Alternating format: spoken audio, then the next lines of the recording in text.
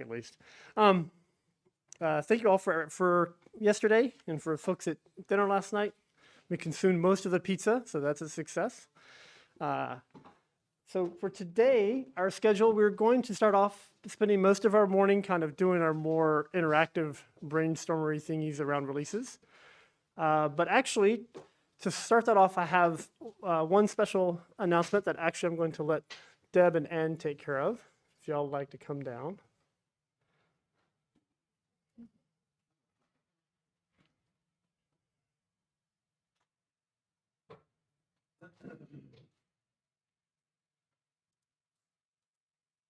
Oh, come on. Well, let me. We have time for me to figure out how to make it go back to what I want.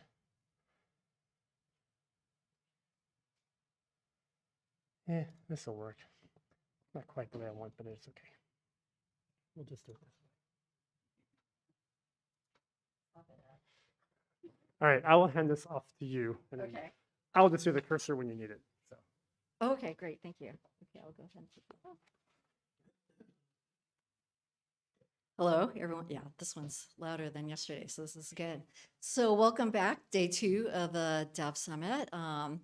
If some of us look like we have dark circles under our eyes, it's not because we were up socializing really late last night, which would have been good, but some of us were woken up by an alarm at our hotels. And I guess one hotel, we just had to stay in place and listen to the obnoxious emergency message over and over and over again. And then in the other hotel, they were actually evacuated. So I don't know which one's better. I think maybe being able to stay in my room was better. So, but anyway, but thank you for everyone who bared through that and made it this morning. So, so anyway, we every year we try to recognize a contributor. And it's been a few years, though I think, well, last year we did recognize John for all of his work. But we did want to do a special one today. And so what I'd like to do, I will need my reading glasses here, is to recognize Colin Percival for his work and effort of stepping in for the release 13.2. And so some things that I'd like to say is that, so usually point releases are uneventful affairs, but a few last minute bugs were found in the lead up to 13.2 that required RC4, RC5, RC6, and he handled it extremely well. He stepped in, at least what we know when the email came out was on January 3rd to step in, and he stepped in because we do have a or the project has a release engineer who is totally dedicated to the work of the project and the work that he does in release engineering, and he's been doing this for years. And he did have basically a health crisis, and so Colin, as deputy release engineer, stepped in last minute and was able to take on this basically on his own. And so we want to recognize him for his effort on this. So Colin is up back there if you want to come down here so everyone can see.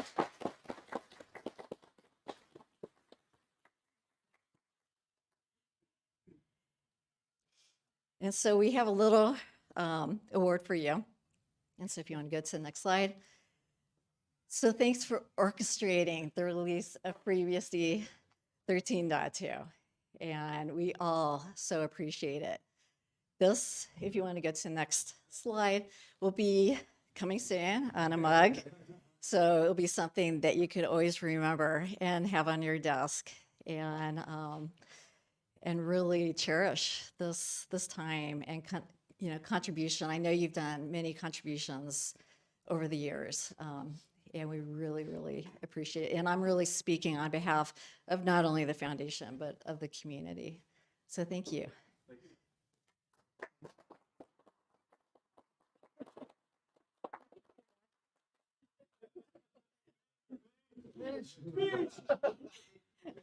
Yeah, I like that idea. Yeah.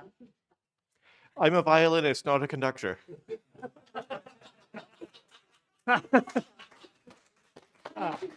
But as the release engineer, you are somewhat conducting in that role.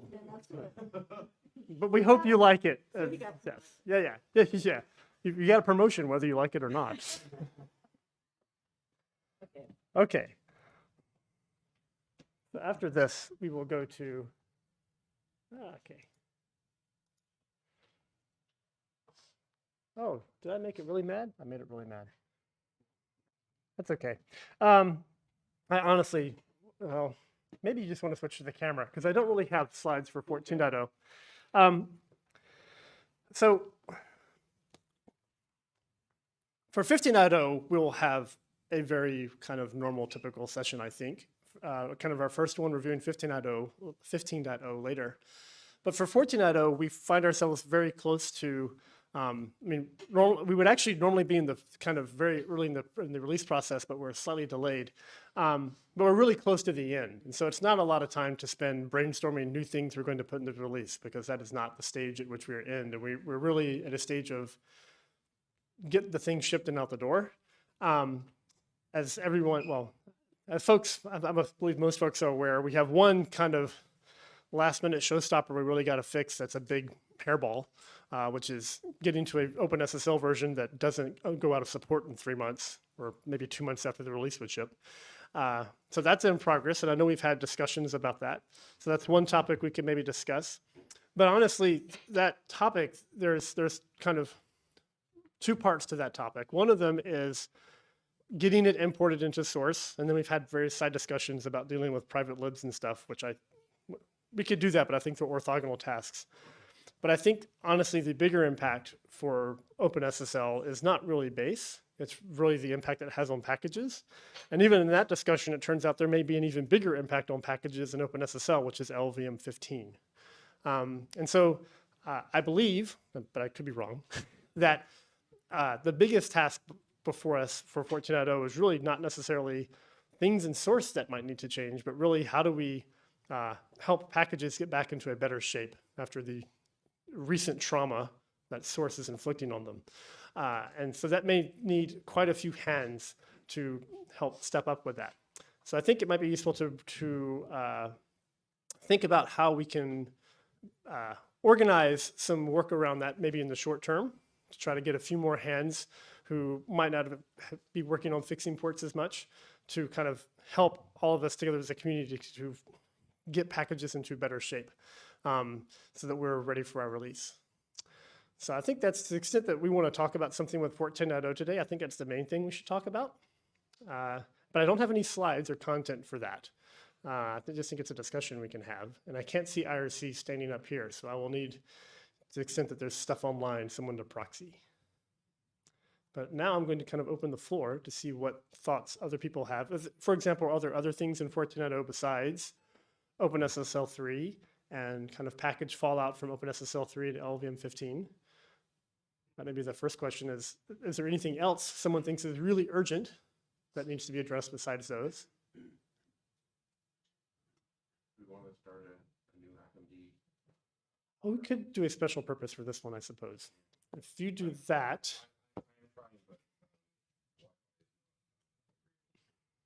you mean conference Wi-Fi being unhappy? That would never happen. Maybe I can get my Mac to also be useful again and we could put that up. So can you repeat what Ed just said? Okay, so Ed said that so normally we have a HackMD that kind of, and for 14.0, I did a different strategy, which is rather than doing a new one every time, we've had one that has survived all of our different conferences during 14.0's kind of life cycle, and kind of synced it to GitHub after every conference and so forth. But I don't think that that particular page with its kind of focus of have, need, want is the right format for this type of discussion. And instead, we might have still use a separate HackMD just for this topic about kind of wrapping up this release. Whereas for 50.0, we'll follow our more typical format.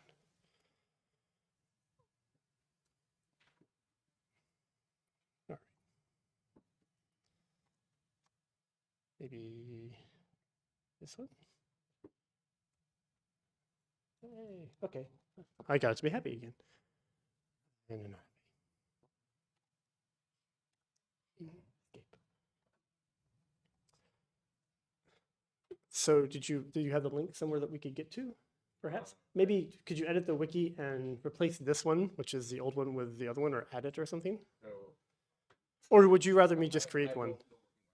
Ah, okay. Why don't I create a new one? you want me to create one, John, or are you going to do it while we watch? You can create, no, actually, yes. Me using a keyboard in front of you would be probably very boring. So if you would like to create one and link it from the wiki, and then I can fill some intervening time by going over our existing 14 page. So one possibly nice thing about at least the current page is because we've been maintaining it somewhat, the first thing it has is a nice list of things that actually got done that were mentioned at earlier conferences and it actually got merged one way or another. And the list is not entirely short. So there's various things that we have talked about over the past several conferences or past several years, 2 years or so for 14 that have ended up landing in the tree. We still have some things that have not yet landed in the tree for various reasons that people still have some form of. And when we come to 15.0, I'll say this now, I guess. The 15.0 page, which I can go to, even though we are preliminary. The 15.0 page is hopefully, because no one's found it and hacked on it yet, it's empty. I didn't just wholesale copy things. I think we should only actively copy things because someone is still planning to work on it when we get to that point. And then there's some things that aren't even done that were just wish list. We'll ignore those for now. But there is one interesting page at the bottom that is also maybe something that's useful to think about because these are things that could still sink into 14.0, but things that somebody thought they should remove. Oh, there is a warner one. We didn't do Firewire. I know. Why? Shit happens. I know. I think I've had to fix compile bugs in it for GCC. I should have used the opportunity to RM instead, but. Say what?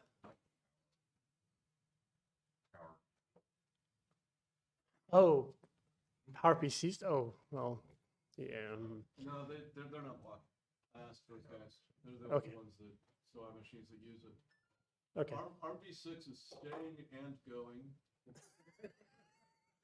Meaning, it's still buildable in the tree. Yeah. But we're not making releases or packages for it anymore. Right. That last step is rolled into the release stuff. I talked to Glenn about that, but he got sick about the same time. Fair enough. I talked to him about it, and I think it's a dropped ball. I think it's really easy to tell them you can just turn it off and stop doing these things anymore. Yes, it is. He said that. And Yes. then I don't know if he turned them off or he was waiting for patches from me or whatever. So This is another topic while we're waiting for our HackMD page to show up. I will do a very short version because I think the longer discussion we will have in 15, which is this thing called 32-bit platforms. But for i386 in particular, I don't think anybody objected to this when I said something about this on ARC, at least this part of it, that for i386, I think we should, how do we say, not commit to shipping anything that we don't ship on other tier 2 platforms. We may still ship them by choice. Oh, and well, in particular, I think we should probably turn off FreeBSD update for i386 and 14. Yes. We're not doing that for ARM v.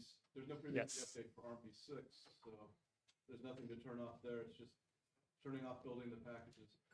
The other thing I'd like to get, but I don't know if we will, is ARM v7 is the only platform that has a funky set of distribution packages, so you can't just grab its artifacts and create a VM.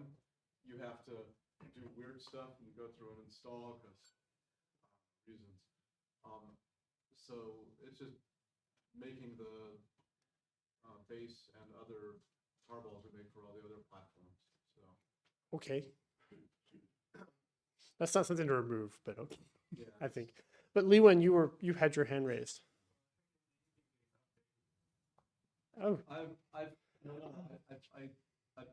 haven't posted the link to the wiki yet. are you saying this one though? That I should. I'm scrolling to edit the wiki right now. Oh, okay. Well, all right.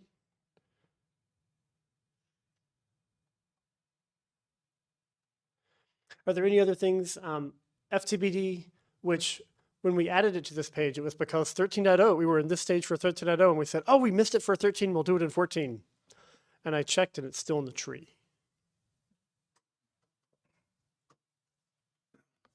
The link is, yeah, the link is up. Okay, well, let's just run through the axe candidates real quick, and then we'll switch to the other one to see if anybody has any appetite for removing these things that they said they would remove. What about this one? No. Okay, it was a no from We're Warner. still using it. Lou All right. is too big, and they've got just no. They're not ready. Okay. Oh, I think you did do this one. I don't know if I did TARC. I did TWA and TWE. Yeah, but I thought when I should check that again maybe, because this is not the thing that like iSCSI or like target mode uses. This is something else. So this is an ancient thing, and probably should talk to Ken to see if it's still Yeah, worth keeping around. I thought because I was trolling commit logs last week so that I could figure out that like find these things that you had removed, and I thought I saw this one go by. Okay. I don't think it's gone. Okay, fair enough. I mean, okay, and I have not done this one. I really should do that. I don't even know if that was made in this millennia.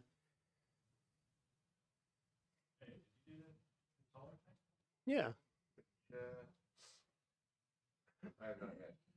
Okay. Yeah, he would make Robert very happy if that were to get silently, Security not. if it just disappeared. But okay, well, let me find your new link.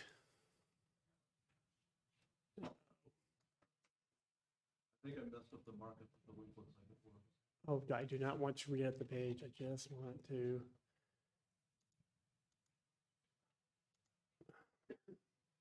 Fine.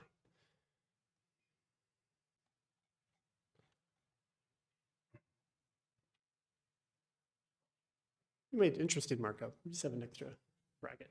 Yep.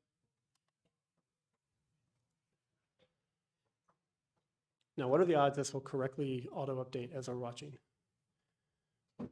We'll try it.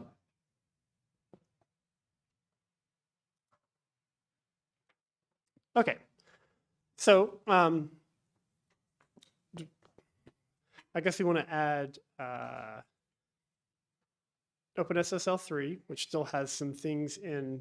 We know, let me see if I can, correct me if I'm wrong on what I believe is our current status in SourceLAN, which is Pierre has a branch where he has done the actual import of OpenSSL, and we are working through other things in base. And then our current strategy, when possible, is just to do the quick and dirty thing of adding to C flags to shut up the deprecation warnings for things that are still valid in 1.1.1. And then so we can come by and fix them later, so we can get the tree to build. I would go further than saying that's the quick and dirty thing. That's like That's what I did for Nginx when doing KTLS, to be honest, anyway. So, it's the transition plan. yes, well, it is a reasonable transition plan that gives us time to not solve all boil the entire ocean in one Are go. other people seeing my edits? We're not seeing it here. This is why sometimes Hack and Data is not, I don't know why. Because I've been taking notes about what you said, and yeah, there we go. All right. I'll just occasionally hit refresh. To work. Computers are a terrible idea. I don't know why we have them. We all say it or think it if we don't say it. So I think that's our approach for source. For ports, I think we have two things. One is we have LVM15, and I am not familiar, aside from seeing people say that it broke a lot of stuff, I'm not familiar with the ways in which it broke things. I don't know if it's just the warnings being more aggressive and how we normally cope with that in base, or is it something else? Do you know, Brooks? There's not a lot of breakers for that. Okay. 16 causes silent failure because because autocomp doesn't declare functions correctly. There's lots of crappy autocomp code that doesn't bother to give functions types. Yeah. And that's now a default error. So the tests fail even furiously. And therefore the options, the configured options change. So that's also actually a thing in 15. It was in 15 and then the worst of it was backed out. So I know because I've been turning it back on in base. We defaulted them to no error or whatever, but I guess we did that. I guess that affected ports too because we did it in bsd.systemic. Oh, I see. Never mind. Okay, 16 is a bigger bomb. fair enough. You basically have to review config.guess diffs. Or config.status diffs, rather. Ports people will just have to do it. So, And as a project, we suck at that. okay.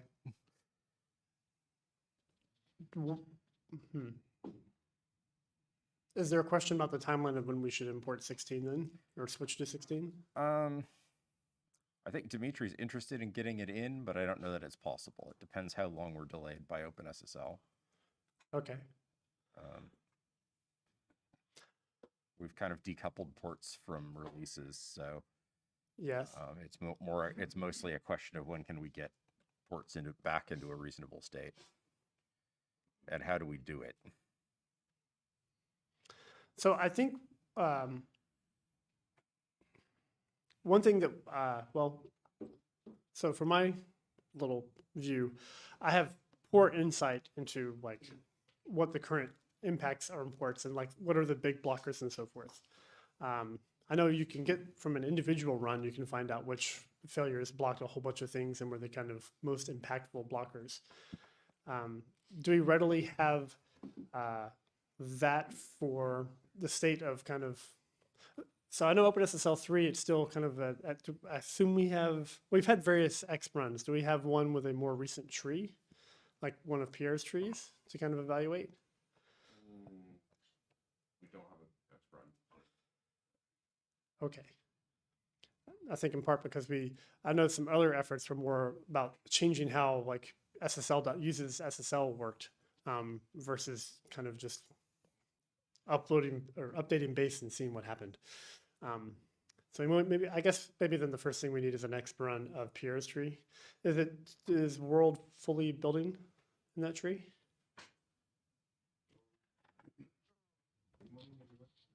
Good morning. One issue I think that's remaining is the dependency. The model of configuration. There's a certain folder for review. Yep. Which I think tries to be before we set for the So like when using JX, there's like a missing that subdir weight or something equivalent to ensure that libcrypto gets built before the modules that link against it. Yeah, exactly. I don't know the magic in FreeBSD's build Yeah. system to do that. Yeah, and otherwise, I think it should build, but if not, like, let me know. I think it's the like the replacement for like the concept of engines in earlier OpenSSL. Like it builds some DSOs you can DL open, and I think it's that libSS. I think it's libSSL DL opens them maybe. I think libcrypto can DL open. I think the engines still exist. Inside of it's inside of SSL. Yes, I think it's Internal modules or no. I think it's literally like you just need the way we do dependencies for subdirectories, so that a parallel build will order the subdirs and not move on to like we use .wait in some cases, or there's other funky we have stuff. an explicit thing in the top level makefile that does that. We're not using that for this. Because I think it's like in lib, it would have to be like in secure lib makefile where you have to do this, I think. Or maybe even libcrypto's makefile. Might need to do it both ways. The cryptos in the Yeah, I know what you're, but because the funky way we live libraries and we list them in two places for reasons. And you have to put the .wait or whatever equivalent in both places. So, okay, we should be able to get that. I mean, we should be able to get that fixed like during the conference. yeah, we've done that 1,000 times before. So we should get that. All right, we should get that fixed today. Somebody can help, but between all of us, we can get that fixed today, and then we can get an XRun queued up. But then I think that the thing is, it might be nice to be somewhat explicit about then trying to solicit help and like have people volunteer to fix port X. Maybe have some kind of wiki page or something where we track that. Just kind of push through this so we can get 14.0 back on schedule or closer to a schedule and not delayed. So we can just kind of do a push on this. Does that sound sensible to folks? I'm talking to a bunch of source people though. Are there ports folks who think I'm crazy or have other input into this discussion?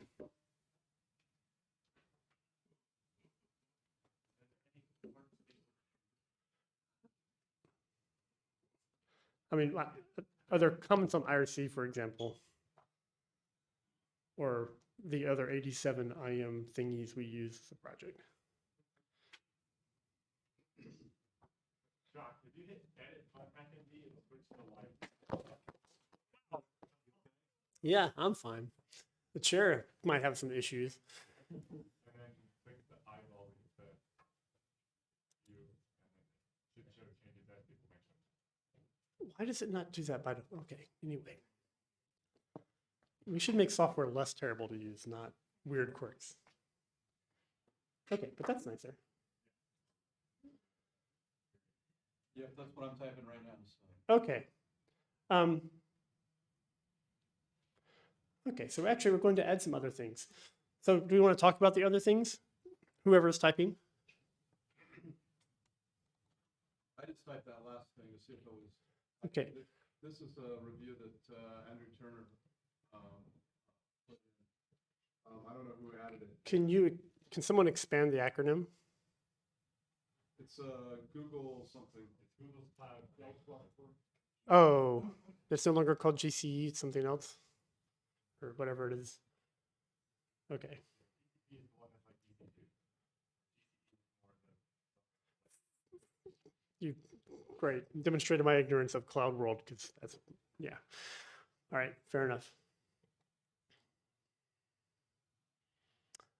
Is this Warner, did you add the dev kit or is that a Mark one? I added that just because there's some reviews that were trying to get into 13 and didn't. Hey Alan, how are your reviews going on that? Oh, Yeah, Mark says 14 boots on it. so they're in? Okay, that's easy. Okay, then maybe what you can do, you can go stick that over on the other one in the have. That's you're motivated. I'll see if I can. Oh, yeah, I still have it up. That tab? Yeah, that's a have. Or no, not have. Sorry, the top one, the very first one. The happiness. The yay, party. This should be like the siesta thing, whatever, ta-da. Anyway, way off track. It does remind me, like, I've been trying to use the dev kit as a desktop. Yeah. These practice from Firefox with Antelar. I haven't yet debugged that, but if folks are trying to use R64 desktops as well, it might be a pretty important. I don't think there's a PR. And do you have Firefox built with debug symbols by chance? I mean, I have not successfully done that myself, so.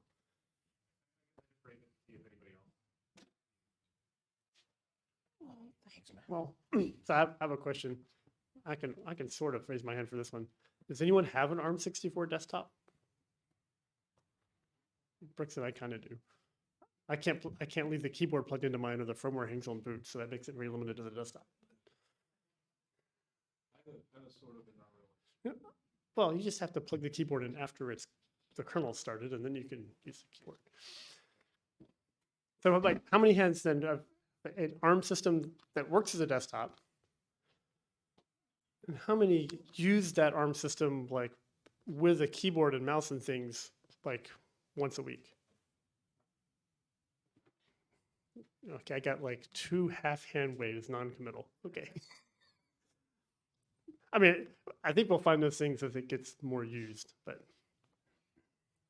it's perhaps not. I think it's fair to say that the selection at Costco of ARM64 desktop systems is slightly smaller than the selection of x86 desktop systems, and we need that to get a little better. But there's nothing we can control. Okay. Does someone want to add? Well, that probably is a 15 thing. Do we want to add that to 15 next hour or next session? Yeah. We could put a thing for a need that Firefox doesn't crash on ARM64. There we go. We'll do that. Is there anything else we can think of that's a gotta have for 14? I can't think of anything, but. And our release engineer probably prefers this list to be as short as possible. Sorting out the fallout from Hyper-V import on the bootloader and serial port. It's not quite there. Do you have like a percent complete? It's like, Oh, do you want to say it again for the? Yeah, I'll say it again for the live stream.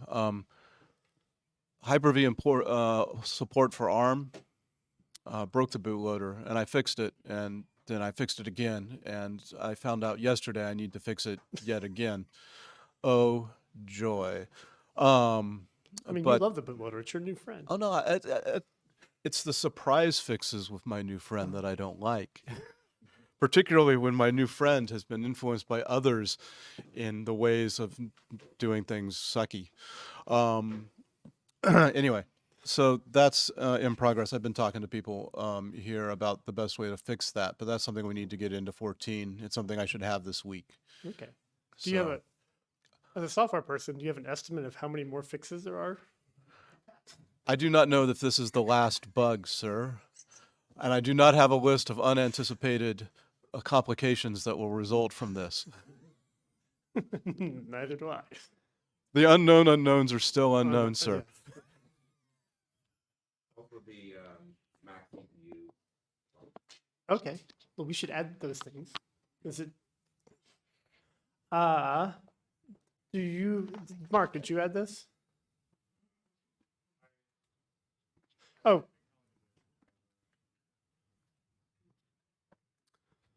I don't know if this goes under gotta have, but if possible, I think that would be nice to have. Okay, we should. So, to clarify, especially for this stream, we're moving it to, if possible, yeah, that's a gotta fix. That's one of our serial fixes. The thing I noticed was, so in a little background, and was it in 13 that we added OSSL? I think because that's what I did it for TLS. I think so. Yeah. So there's Yeah. a kernel module that implements various cryptographic operations using OpenSSL assembly routines. Yep. And they tend to be faster than some of the other ones we have. So there's some new x86 64 extensions, which give you like, I don't know, it depends on the buffer size, but you can get up to a 2-time, like you can improve throughput by a factor of 2 by using these new instructions. So I have some patches for OSSL to add support for those instructions for AES GCM. Yep. What GCM is the only one anybody should care about for the most part. Yeah. Like for TLS and stuff, that's all you really care about. And that's so the double, that's AVX 512, is that right? Right. You need that for that. And then, but you've also done kind of baseline GCM without AVX 512. Yeah, and I guess that might be worth bringing up. So if I commit that stuff right now, it's not going to get used because there's also ASNI in the kernel. Yes. And so that's always going to be chosen in preference to OSSL because they're Currently. the same driver class, Right. and ASNI gets loaded first. I wonder if we have some notion for how to make. Oh, so I can speak to this. So there's a driver imports for Intel's ESA-L crypto library that Netflix uses for GCM that outperforms ASNI. And so that one, like it uses kind of a similar scheme we use. So the crypto drivers return a match value, kind of like device probe does. And ESA-L uses an offset from the default for accelerated software to be preferred to ASNI. But I think if measurements show that the OpenSSL GCM is more performant than ASNI, I would just prefer that we probably penalize ASNI probe value so that like the OSSL returns the default and ASNI is the default +5 or something to make it be less preferred. And then people who have ASNI will still be there, but if they happen to load OSSL, it will get chosen instead. And we can, if we fully supplant the functionality of ASNI with OSSL, then at some point we may deprecate ASNI. Okay, so that would just be like a one-line change to ASNI to Yes. subtract 1 from its probe like Yeah. return value. Yep. But yeah, that makes a lot of sense, I think. Yeah, that's kind of why I wanted to see. So my personal biased opinion is that the OpenSSL low-level crypto routines are maintained and tested and looked at by many more people than there are active people looking at maintenance of the ASNI versions that we have. And so I'm happy to, if they perform as well or better, I'm happy to like offload the maintenance burden of keeping that up to date and working with newer versions of vector extensions and so forth to OpenSSL that we just reuse rather than maintaining our own stuff internally. Yeah. I mean, we've already talked about that, and I think that makes a lot of sense. So I think for 14.0, then maybe I'll submit a change to ASNI to just subtract. Yeah. 5 or something, I don't know. Yeah. Not 1. That's not enough. I'll look at whatever I did for ESA-L. I think for ESA-L I do like +5 or whichever direction it is, because it's just like device probe, so it's negative Yeah, values yeah. or something. The more negative, the better, or something. Yeah, the more, yeah, exactly. And then, would you want to do the same thing for ARMv8 crypto? So I can talk about, yes. So when ASGCM was added to ARMv8 crypto, it used the OpenSSL routines. I really wish that had been ASGCM and OSSL instead. And there's an open review from someone for Storm Shield, which does ARMv7 GCM and OSSL. And so I think Mark's work is very compatible with that. I think we can probably share most of the C code because the way OpenSSL already shares the C code, and all the little assembly stubs use the same calling convention, which is why like the cha-cha stuff, it's, once you've kind of got the one binding of OpenSSL's wrapper around their assembly API, which isn't going to change, then you just have to plug in like for each architecture that's supported, their assembly, like add the build glue to build those specific assembly files and then the common C files. So once we have the common GCM that just uses kind of the default GCM wrapper in OpenSSL, then that should work on ARMv8, ARMv7, and x86. And at that point, I think ASCBC is the only thing that's not in OSSL currently that is in ASNI and ARMv8 crypto.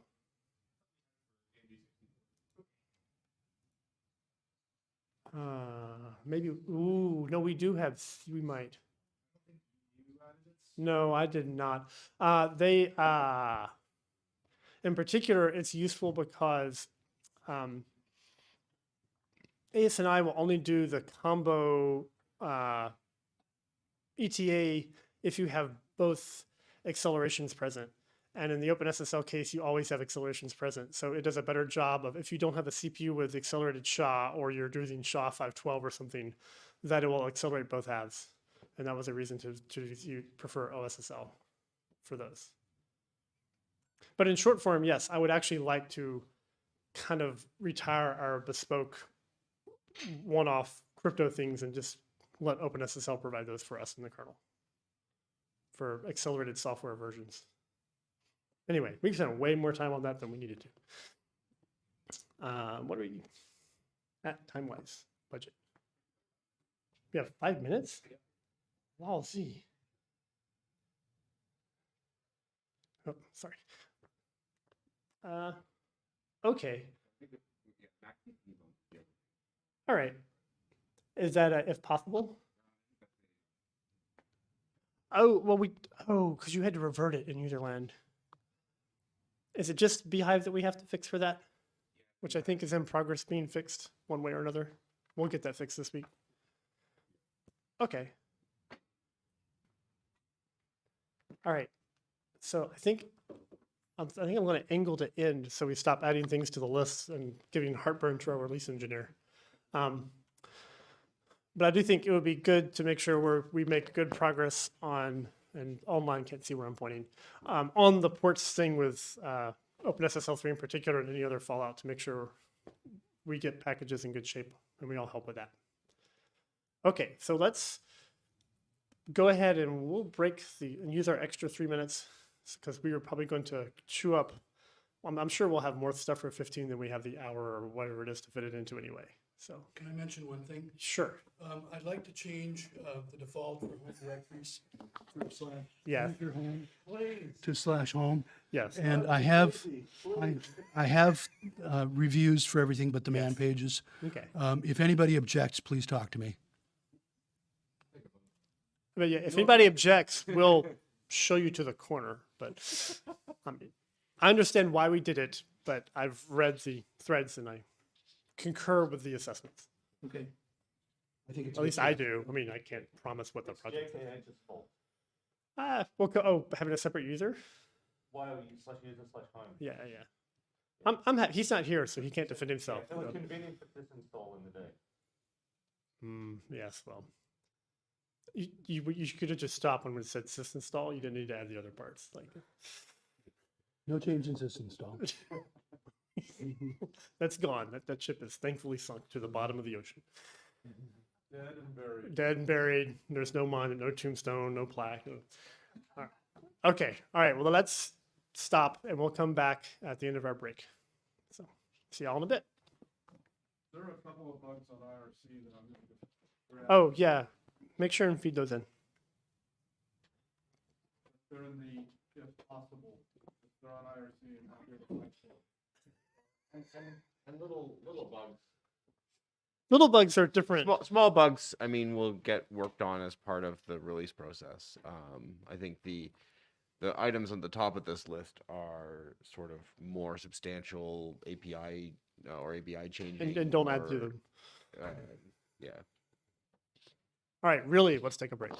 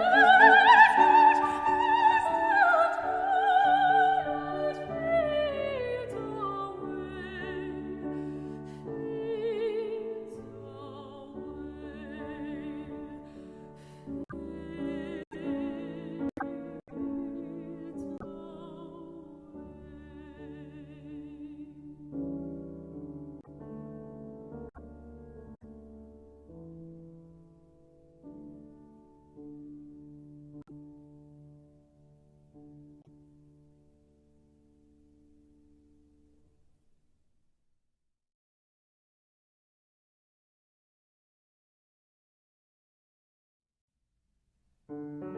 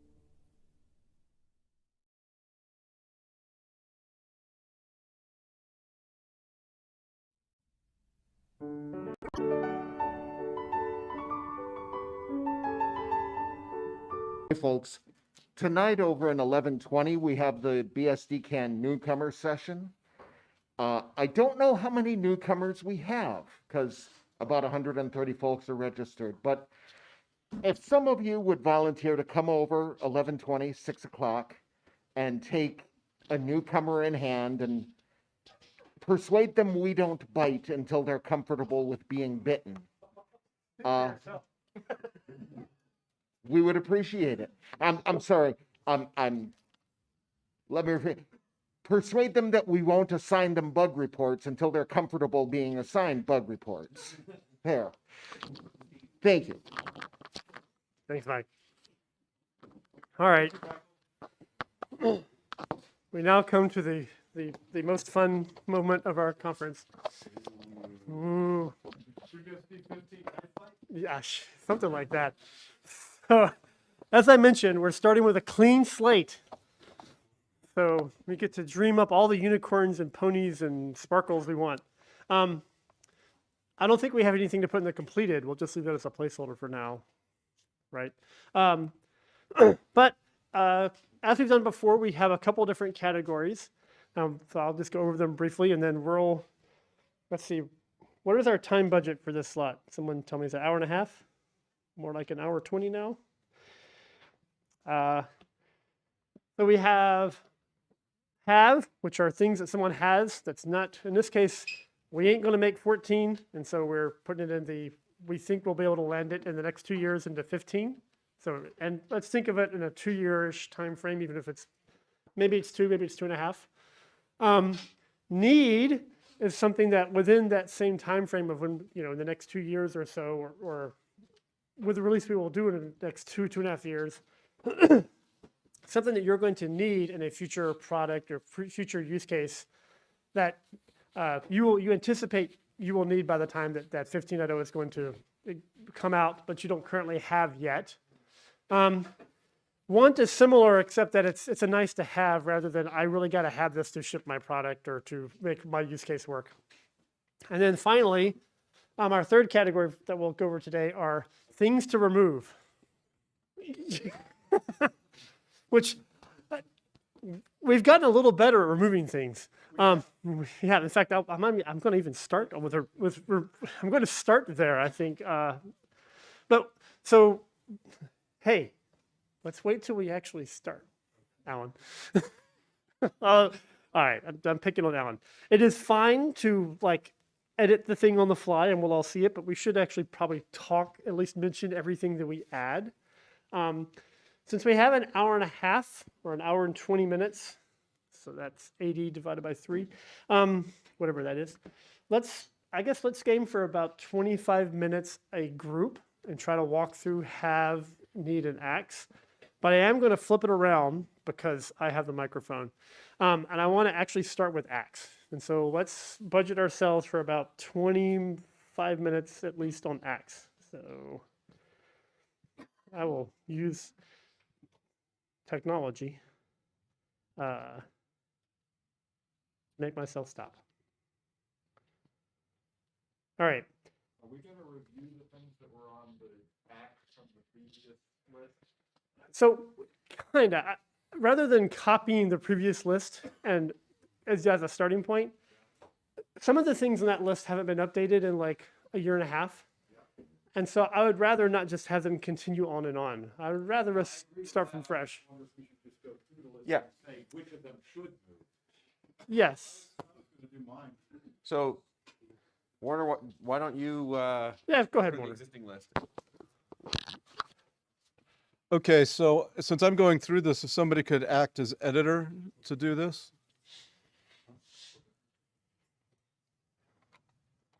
So the existing list, we've got FireWire support. Yeah, we should axe it. Any objection? Fire. Okay, we're going to axe it. It has fire in the name. It's great. It's already. We need like a trash dumpster icon is what we need. Yeah, I don't know the emojis in HackMD.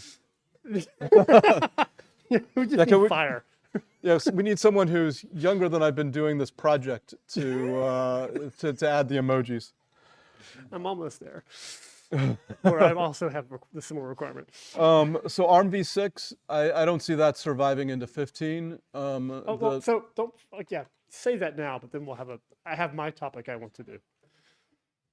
I'm sorry, what do you want me to do? No, that's fine. ARM Just make that one v6. short.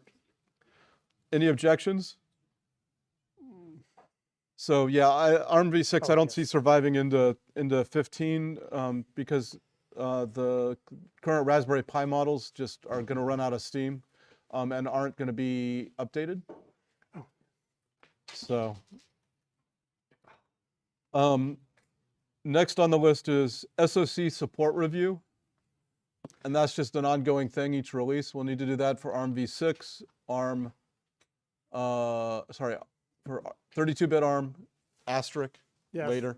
Yeah. 64-bit ARM, we'll need to do a review, and we'll need to do it for RISC-V too, because we're starting to get different SoCs there. So we need to Do we bake have any that of them into the that work process. yet? Huh? Do we have any of those that, I guess we have one that There's previously. one or two that are supported. There's one that DMA is not functional because who needs that? There's a couple that are in the tree, and DMA not being functional is usually meets the bar of not useful enough to keep around. I think that one didn't even make it to the tree, but. Okay. So FTPD is still there. Are we going to kill it? So it was there for 13. Well, aren't we in duplicated code status of the FTPD at the moment? Don't we need to get rid of one or the other? Luke M FTPD acts many years ago. FreeBSD FTP in ports now already. Yeah, so we did the first step of creating the port to make room for moving it, and then no one did the RM part. Yeah, so we have duplicates. There's two instances of it now. There's one in base and one in ports. Are they now? Yeah. Nobody's just needs- changing either one, so it So- doesn't really matter. Yeah. So the key thing though is we need online. I'm pointing to the owner column. Question mark is not a valid entry. It must be a person. So for ARM v6, put me down or Manu. So imp/Manu. And same for SoC. SoC support, that's probably me, Manu, and Horn is probably lead on RISC-V. RISC-V. Oh, we got a volunteer. Alan is happily offered to get RM FTPD tonight. Well, not tonight. Sorry. Okay. So next up is SMB v1 that has Ed. It requires a replacement. That's what we currently say. So let's put it on the list with the same comment, and yeah, We do should that. add two things. We Add should two things. delete things that use des. The end. And you can go ahead and add a want. Okay. So the next one I expect either a lot of discussion or none. Send mail, kill it, yes or no. Okay, it's dead. For 15. We don't have an owner for that, but Baptiste seems like he'd probably want to do that. Is that a good first order approximation, or is that He's not here to defend himself. right? He signed up for it in the past, and he's on core, so Is he- he's is he on got a IRC to double defend whammy himself? there. What was that, John? Unless he screams on IRC and says no, he's not here to defend himself. The FMBFS, what we actually need is something that works well with QEMU. So that could be an SMBFS v2 client, or it could be VertFS or something. Yeah, I Yeah. think VertFS would be the preferred way that the QEMU folks, because they've been making rumblings about running away from SMB, not loudly, but if we're going to do something to replace something, we should do something with a lot of legs, and VertFS will have a lot more So eggs. please call this one like 9PFS client. I thought we had that, or somebody was working on that. Well, but there's the thing. So there is a thing on GitHub from Juniper that has a mixed. People have had mixed results using it, I shall say. And there's Okay, so it's there but immature is probably the best way yeah, to I think describe that it. might be true. And there have been promises to update the version that's there. I'm not sure the current status, but Okay. it needs work. Because there's a separate VertIOFS that is quite different, that does all sorts of zero copy tricks and so forth between a hypervisor and a guest. I just want to make sure that VertFS is it's ambiguous and probably not quite the right term. Okay. So next one is bootloader fourth support. In 15. Whoa, what happened to everything? And that the status of that is Juniper's still using fourth because they have BIOS machines that have limited space, and Right. Lua is bigger. Yes, it is. They add a bunch of stuff, VirExec, That makes it such a Bare low SSL interface. that fills up that. So we need to coordinate with them. So add my name and Steve K for this one. Okay. I think we'll be able to for 15. That was the last read I got indirectly through Simon. Okay. But I need to directly talk to Steve because he has a bunch of, Fourth instead of Lua. For our yeah, scribe. yeah, fourth instead of Lua. We are not removing Lua support from the bootloader. Oh boy. Yeah, that would be a knife fight, and I'd bring the knives. So next on the list is NIS Crypto with Conrad Sem as the owner. Yeah, that we would need a new owner. I think this is another instance that it's like using DES or something really atrocious. Like, Yeah, might as that well just use plain text 'cause it's not any the better. double quotes around crypto and Yeah. this are because of it uses DES. Yeah. And I think maybe DES is a good person for that because he likes to kill things. He does But have an axe. I don't know. Maybe that. I don't know if he have axe. He's not here to defend himself either. Yes, So he's not. I don't know actually who the new owner is. Okay. And then just NIS in general was on the list. Evidently, there's still active users, and Cactus had volunteered. I don't know if he's still active or not. Not Is that something recently. that can be moved to ports, or is it too tightly embedded still?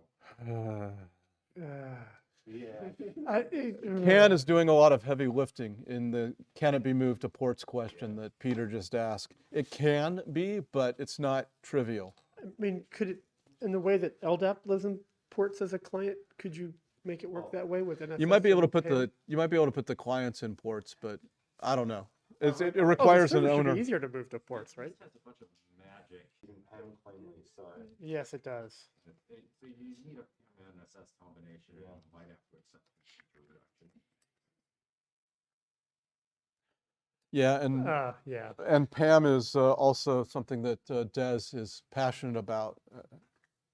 I do think actually the server side of NIS is probably easier to move to ports than Yes, the yes. client. That would be a good.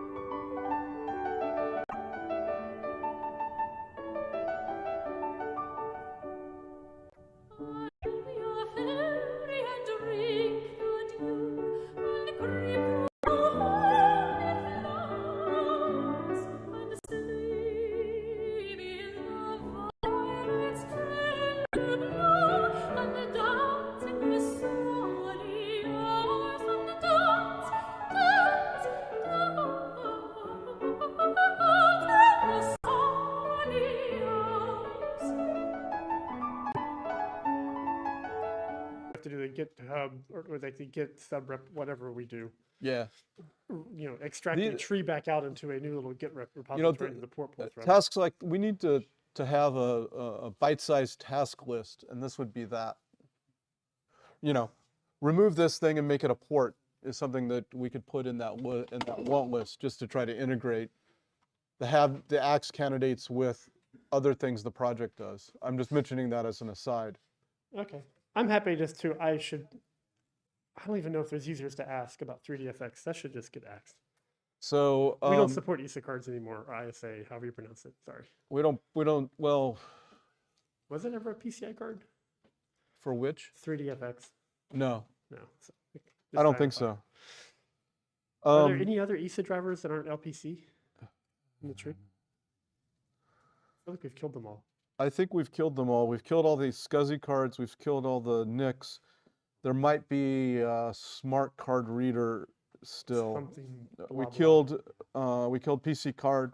You could just put it for like star_ESA.c to be looked at and killed. ATA I think still has an attachment, but maybe that's the old ATA driver. Ooh. Okay. Anyway, I'll let you figure that out. Okay. And then the last one on the list. Syscons. I'll let Ed's already signed up as a victim. Actually, there's one more on the list that didn't get it. That's not on the list up here, and that is to the security knob in a security menu in the installer. We should just be secure by default. And Yeah, that's on the other list already. I have a review for that open as of 10 minutes ago. okay, so that's going to be 14 that it's gone. Okay, all right. Then we're through the initial list. How'd I do on time? Oh, we still have time left. Yeah. Ethernet driver review. So Brooks wants to do another Ethernet driver review. Okay. So we'll just keep it vague like that for the moment. Are there any categories of things that we like? 100 megabit drivers was a good target before, or something? The 10100 stuff. Because some of the It's less painful for us now than Sherry, but we review 10100 and probably consider killing really obscure gigabit 10 gig. Like the OCE driver, I just found it. I can't possibly work till code. Direct access to user space, which is now broken on anything. It's not garbage. Yep. Yeah, it's because we had a lot of drivers that were for obscure SoCs that were popular for a while and burned out. PMC Sierra.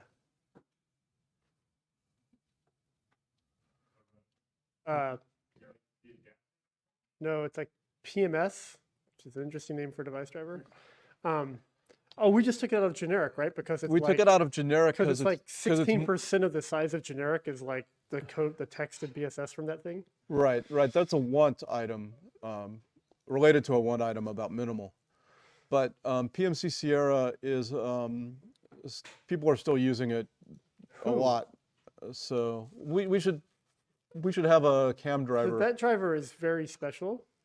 And like, I don't know if you remember when we had imported it, it had the wonderful feature that the probe routine ignored the vendor ID and only matched with the device ID, and so it broke the boot on a bunch of machines. Yes, we fixed that. We fixed that, but I looked at the git log of that driver, and since it's got imported, it has had no non-trivial fixes in like a decade. Maybe we'll put it on the list and see if people are Oh. using it. Yes, I know. I was trying to be nice. If those didn't get upstream, then the driver is basically useless. Nothing has been upstream since import. So like, IO would get reported to CAM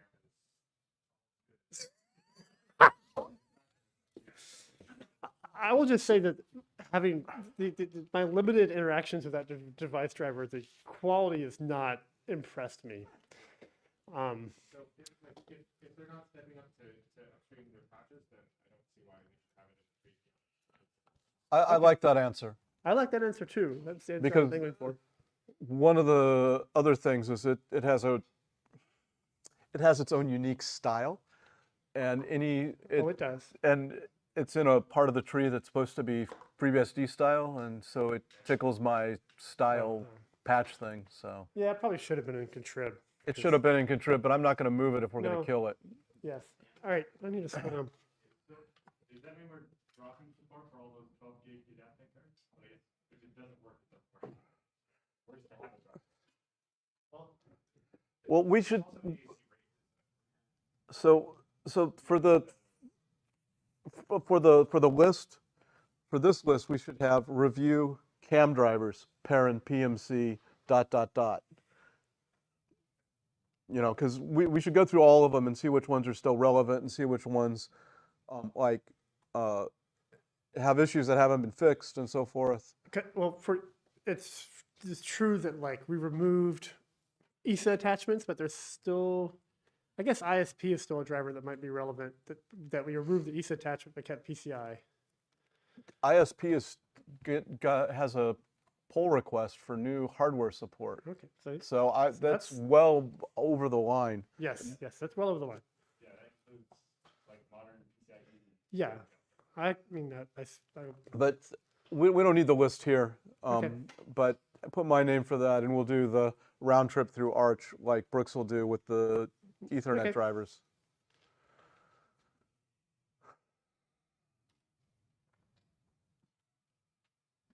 okay, we got about 7-ish minutes left. So, oh, go ahead, Colin. The API safe timer, it turned off by default for the past year and a half. Nobody's playing, so I think it's API safe. Nobody's playing. Oh, time counter ACPI safe. So that was to work on a quirk in the PIX4 chipset, which never had a 64-bit CPU. Yeah, and that's related to my next topic. So sure. So do we talk about 32-bit here? Yeah, or? I'm good. Yes. This is where this slot is. Okay. I'm going to, by point of privilege, I'm going to take the rest of our time. I can introduce.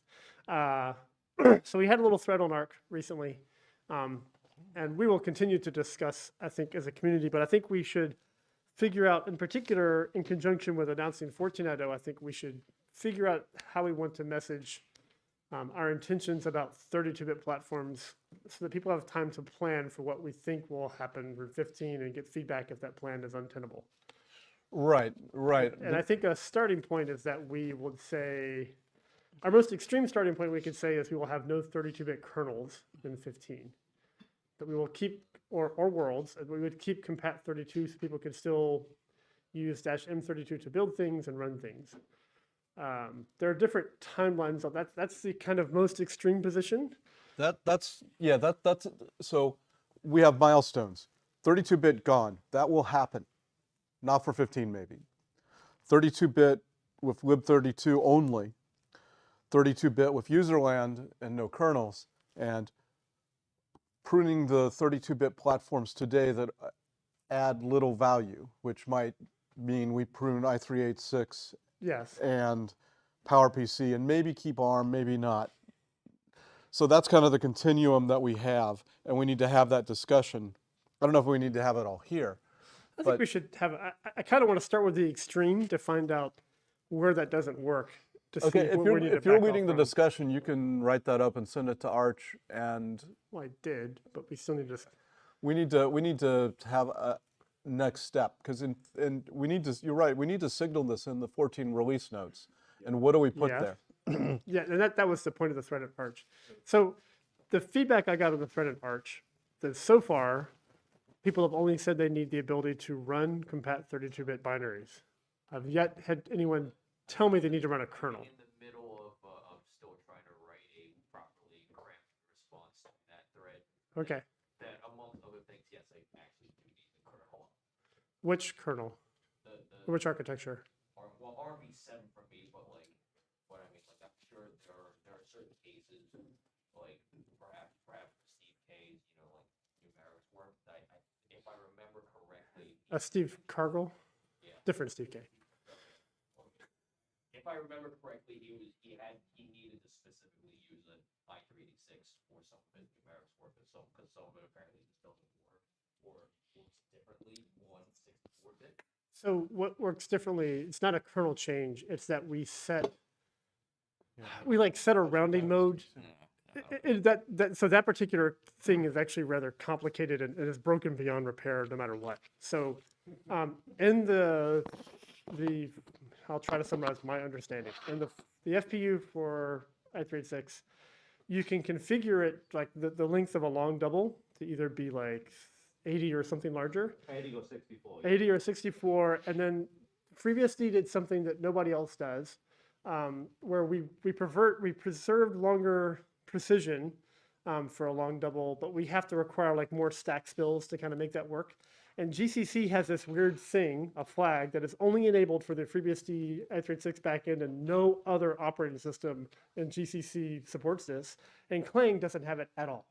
So since we switched to Clang for doing this, and Steve will complain about this, this has not worked on i386.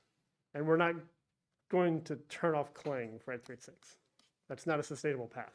So like, the ship on maintaining this very unique way of handling long double on i386 is like, that's really kind of sailed, and we're not going to fix that.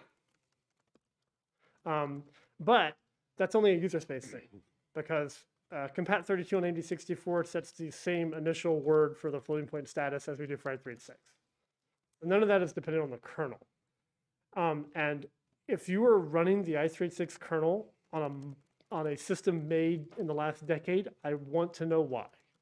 Because you have a smaller address space for your 32-bit applications. You have to do a full TLB flush and everything every single time you enter and exit the kernel because of PTI.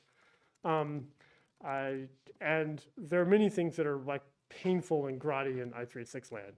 And like we've kept it on life support, but it definitely lagged, for example, on Spectre and Meltdown fixes relative to AMD 64.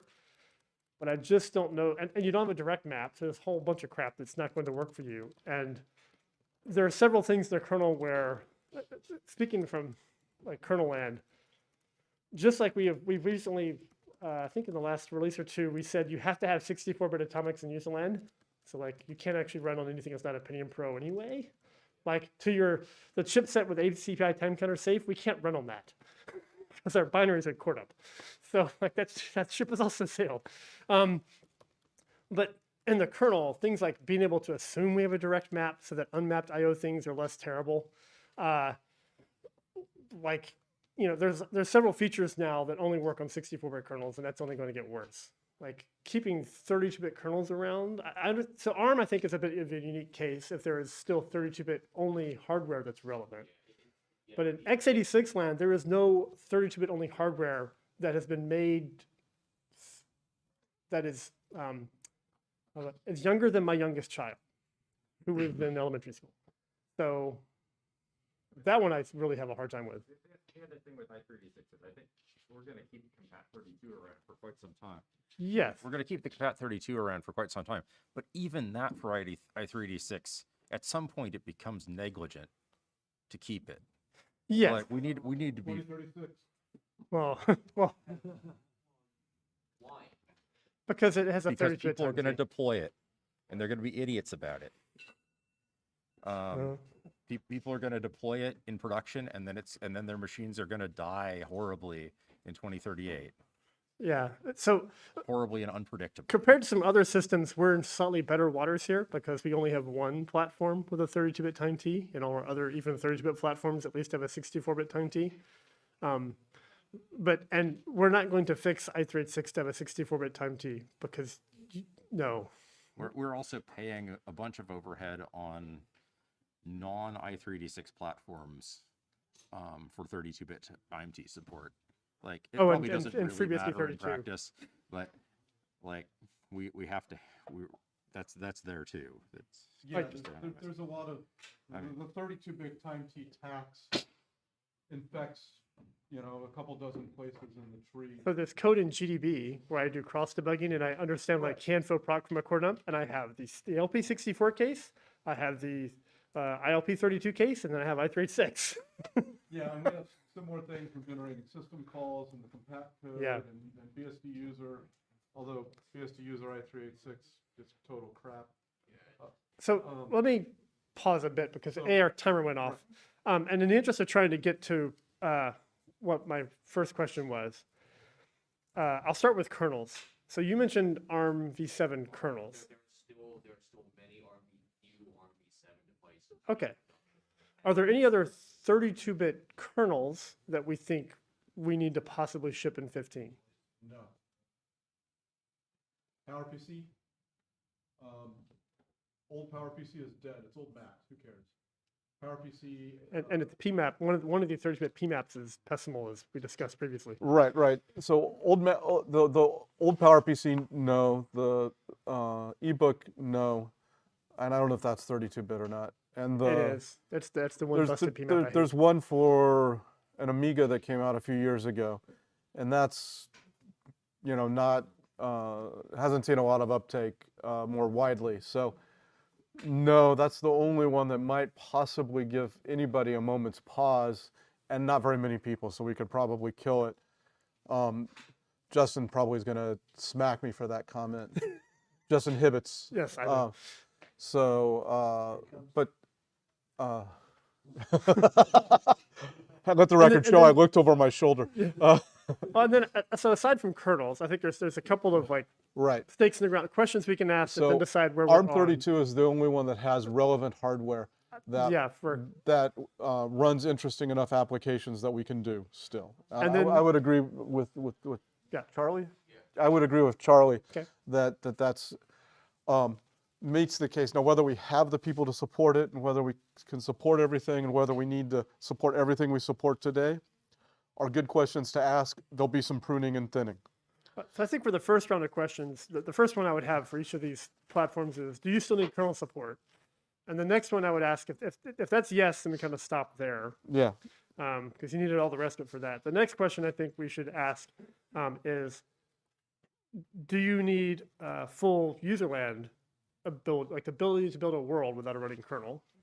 And the step below that is compat32 alone good enough? Right. I don't think anybody were ready to remove compat32, but I think those are kind of the three steps I can think of. PowerPC, compat32 is totally fine. It's probably not even used. I know somebody will come up with an example if I say that. i386, probably compat32 is enough. I don't know how So when I Juniper talked- deploys so what their Steve routers. or Simon told me from Juniper is all they need is compat32 nets and lib32 nets good enough. Okay, That so they do not need a full world to cross build against to build their stuff. I think you might still need a full world, but definitely not a kernel. Just to build a 32-bit wine port that you then install into your 64-bit alongside your 64-bit. So it'd be interesting to see how much of it you need. If you just need like headers and libraries, it'd be interesting to see if CC minus 32 is good enough. No, but you can do that with lib32. You can using CC-M32 on a 64-bit host. If that's good enough, that's the kind of lib32 line. So it would be good to test and see if Right, that's so- sufficient and find out, like if we have a gaps in a few headers, I'd rather keep a few headers that we've install a few more headers into user include machine on AMD64 to make M32 work and kill the rest of the x86 world. Yeah. I suspect that there might also be an issue with things like the M32 flag. So we might be able to do workarounds like put a separate part with CC that just produces 32-bit binary. Even in the worst case, Probably better to put some effort into rounding that out rather than trying to keep the whole world thing alive. yeah, well, fewer worlds in universe will make everybody happy. And We don't have MIPS anymore. That was like 6 of them. right, so for i386, there's a research question, Yes. to ask, and that's totally legit at this stage. What's the minimum we need to keep? What's the nice thing to keep maybe for some more people? If as long as the stuff's full of sort of a full world, that would be great. ARM 32-bit ARM doesn't have M32 support, and probably never will. But if we have So if we have a sysbase, kernel, we're going to need a world to go with it. So Right. that's well, disconnected. right. But for building 32-bit applications on ARM64, we have there's a sysbase solution that we might Okay. need to do. Is the only wrinkle in that. One other thing, And RISC-V, there's no 32-bit and we're not going there. supported by FreeBSD. We're not going there. We're not adding it. We're not adding it. There's still the wonky, is libsoft still around in some form or fashion, or is that completely dead yet? That is in the tree, and that would be a good axe candidate. I mean, that should have been Xed in 14, but okay. Right, So someone add, we kept it in the tree at the request of Juniper, and haven't done anything with it. I don't even know if it still works. It's not a full platform. It's just the CPU type. It's wonky too. Like it's a gross. It's not a real soft FPS. It's a weird. No, it's hard floating point in integer, but the floating pointers passed in are GPRs. passed in integer Yeah. registers. So yeah. It made sense at the time. I know why. So libsoft is a thing, and you can put Warner's name with it because he can find all the places it is and clean it up because you put it there. Yeah, I did. There's like even hacks in RTLD that can go away and die in a fire if we kill that one. Yeah, that would be good. I was hoping to get multi-lib more generally, but I don't think we need it more generally. We do on our end, but not quite the way libsoft does it.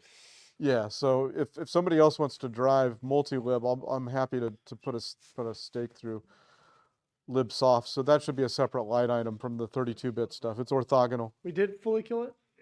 I still found something that was still using CPU type and matching on soft. January 6th, 2022, there's a series of commits that removed various places.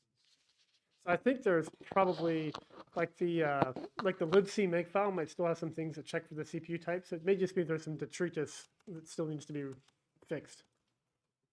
I'll take that as an action item, and if it means I have nothing to do, we can just tick it off. Well, and if it's just makefile bits Yeah. that are lingering, like I'm still finding MIPS stuff a month ago. Right. Then Well, maybe we that removed. one's gonna be 14. So we removed software floating point support, which might be different than libsoft that I'm talking about, which is hardware floating support with a software API, which is This is libsoft. libsoft.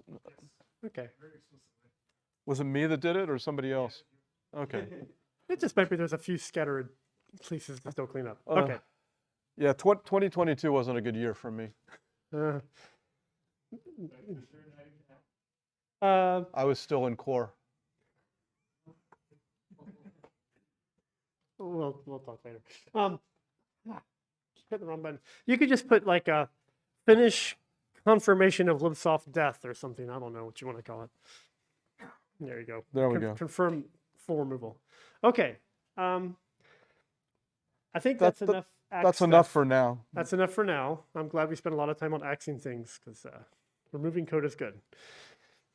It's more important than adding. All right. So for our next thing, we can. I have my mouse. Let's switch gears then and go over have, needs, and wants for the rest of our time. So things so far that we've added, the only one we haven't talked about is TPM support. Oh, for Jelly, I assume this is like for this in particular for booting, so that you have a more seamless way of. Okay. So is this storing the encryption keys between stages, or is this attestation with TPM? How do you place put the keys so that everyone can get it at boot? I mostly really care about after the loader. Like, I don't, not having to encrypt the boot environment like home directories or something. And just be able to load that without, so the system can reboot without somebody attempting.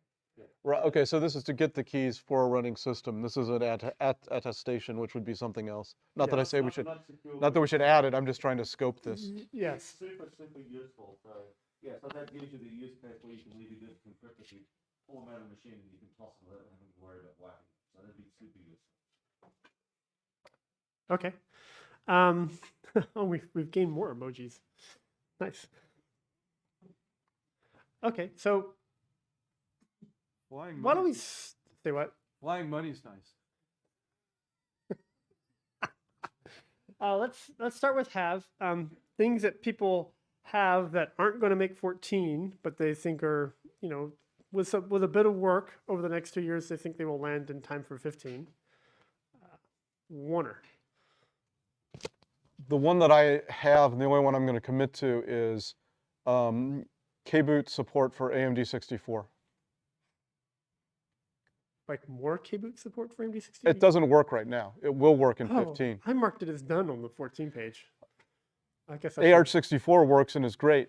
AMD 64 has a more complex pre-boot environment than I was able to cope with in the timeline I had. It's a wonderful architecture. It has a lot of history. We have a lot of history to account for.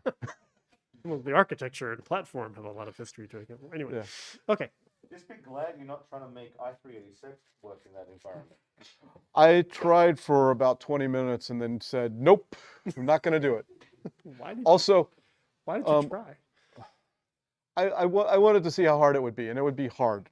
Yeah. Yes. Yes. There's a reason why so much got removed from the MD64 early boot stuff. And why we had that weird coupling. Okay, so that's, to be clear, that needs to go down a line. That's not completed. It's down in the halves. And that should be in the halves. We have nothing will go uncompleted today. Unless we have a time machine. I will add one. NVMe over fabrics. Probably controller and host, or in SCSI terms, target and initiator. And you can put me. So, do we need somebody to take the mic around? Because I have it just because I was Yeah. driving the access Yes. talk. So maybe if we could get somebody to take the mic around, I'll just hand it off. I think Ed was volunteering to be our Vanna. So this is audience participation. So raise your hand. And we'll start with have, but if we don't have a lot of more things that are have, people can move into the need and the want section and just kind of categorize how strongly you, like, if you actually need it for reals or it's just to be a nice to have. Bravo.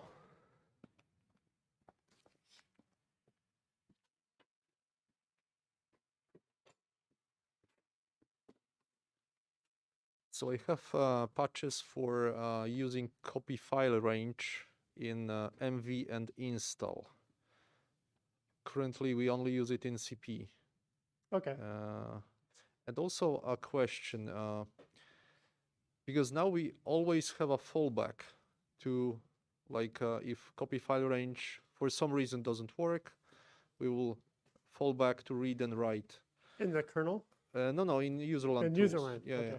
And I wonder if we really need that, because we do a lot of work in the kernel to make sure that copy file range will always work, even if, I don't know. And it just complicates the code, or... Something tries to copy dev null, and that the copy file range failed and it broke it. Still broke for a while. That's why CP Groove uses state support for fallback. Yeah, and maybe like copying from like pipes and stuff like this can also... Yeah, that's true. But there might be room for a wrapper function in libutil or something like that that could be shared between Yeah. CP and install and so forth. If we cannot do that, then yes, we should have some wrapper that, because basically, Copy file range that works. yeah, is what I mean. even the loops we have for read and write in all those three tools are different. So some are better, some course. are worse. Yeah, so a wrapper would be nice. Yeah. I think on OS 10 many years ago, when it was even still called that, they basically had a generic copy file. You do It all the does. Yeah, things. yeah. Did someone add that? Okay. All right. Okay. So is Andy adding things from IRC? And I haven't seen him in the room yet. okay, so SVE was on the old list as I have. Okay.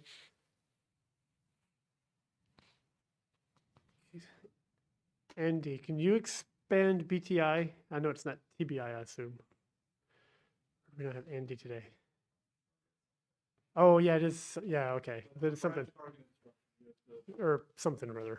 Indicator, I think, isn't it? Yeah. Okay. Indicator, yeah, 'cause you have to branch to a branch point and not randomly to avoid. It's like the is it like the CET thing on Yeah. Intel where you Yeah. have the dummy instruction thing and Yeah. yeah. Okay. All right.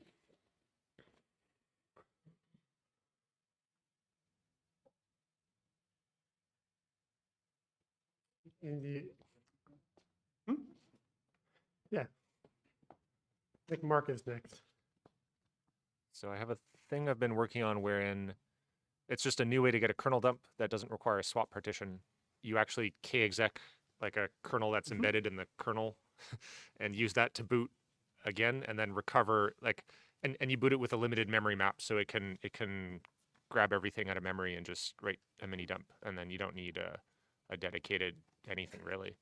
But yeah. So and it works. Sorry. Yeah. It's limited KExec. It works on one CPU, so it basically just jumps back to like the low core with SMP disabled, and yeah. So maybe it could be part of a path towards a more general KExec, but yeah. So I've implemented it for AMD 64 and ARM 64, and that's probably going to be it. But I mean, that's the most useful thing. So that reminds me of one that I have as the need. Make sure that one's fully there, which is Peter's here. So No, he's not. no. So a little backstory. We used to have kernel crash dumps that were an ELF file that used like normal ELF PT loads to describe physical memory segments. And then we had this grotty code in libkvm that knew your architecture's page tables and would go find them and kind of walk the page tables to handle virtual to physical mappings for pulling stuff out of a core dump. And then machines got more RAM. And so Peter added mini dumps. But the mini dump format is interesting and bespoke. It's clever in some ways. So, so we store like that is clever. Like we store a bitmap of the physical pages we need, followed by the physical pages we actually need. We store a synthetic version of kernel page tables, but we didn't use the opportunity to pick an architecture independent format for doing that. So we still require architecture specific knowledge of how to parse the pseudo PTEs that we dump. And there's a header with like a version number and like arbitrary fields, and it's a little bit painful to extend. And I have a use case where for Cherry, I've managed, and ARM actually is doing this for MTE tags as well, where we've allocated new PT types. Instead of PT load, we have PT memtag foo, and we can dump the kind of packed bit mask of tag data associated with memory addresses. And I need to do that for kernel dumps because we have Cherry kernels. And I need to see the tags in a kernel dump. And so I could add yet another bitmap and packed bit masks of things, or I could use an ELF file. And if I use an ELF file, then the amount of diff that I have to upstream, because I'm very close to upstreaming most of KGDB into upstream GDB. And also for LDB, it's been a problem that we need this kind of helper library to actually understand how to read a crash dump because it's its own weird bespoke format. And when we change it, if we bump the format on head, then suddenly stable 13 can't read a crash dump anymore unless you MFC the libkvm parts of that. But what that requires, but it's a pain because you have to bump the header version number, which anyway, like we don't actually solve that problem. If we were to have crash dumps be an ELF file again, and maybe we had some custom, because there's a whole range of PT types where you can have OS specific types. So you could have a single PT type. In fact, we have this for the old legacy ARM format to deal with a relocated kernel. So we could have one that describes, for example, the base address and length of the direct map region as just a custom PT type as one thing that will be standard ELF. We could also define we could either create a whole metric crap ton of PT load through all the physical pages, or we could define a new PT type, which holds the bitmap. I need a prototype to figure out which one of those is least terrible. And then I could do something similar for memory tags for whatever we decide to do with base memory. But if I make it an ELF, the amount of code I have to upstream into debuggers is small enough and maintainable that can all go upstream and doesn't require a crazy library. Right. And then we can cross debug kernel crash dumps on Mac OS and Linux and whatnot pretty easily. So the original reason why it was done that way is because at the time it needed to be single pass. And so we couldn't write the ELF length. Sorry. The original reason it was done that way, it was single, so that it would work single pass, and things like we would have to put the length and number of segments and things like that originally, and we didn't know that when we were generating this data on the fly as we're going. So that's why there was method to the madness. Oh, I know. Yeah. I'm just throwing you under the bus because you're here.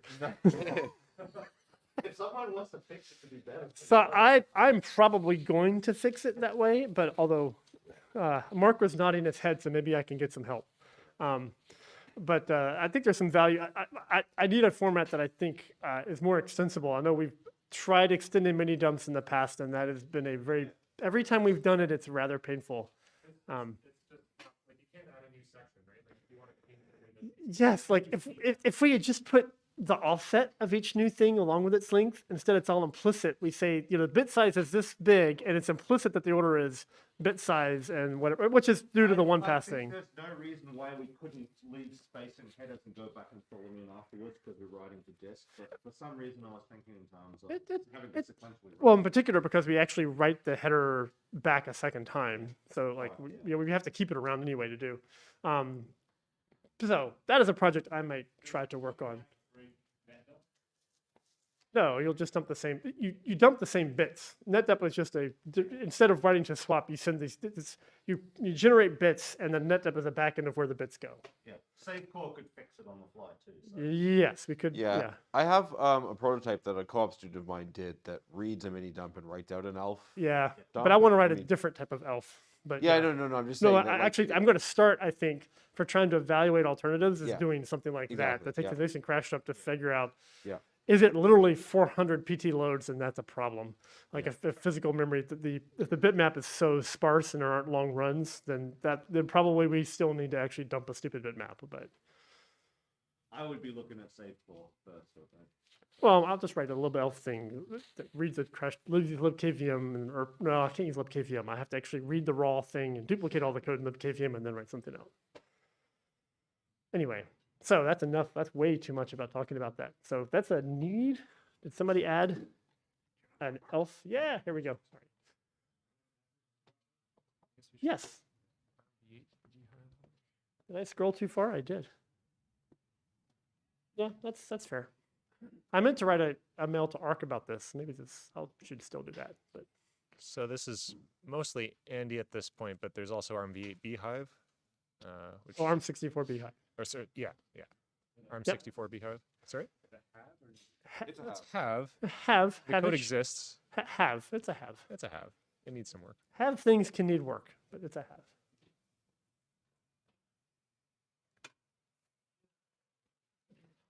What else was there? Other haves in particular.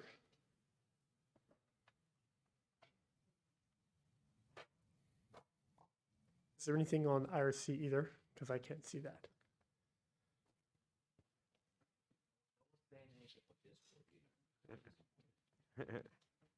No, they didn't get to have cake either, so.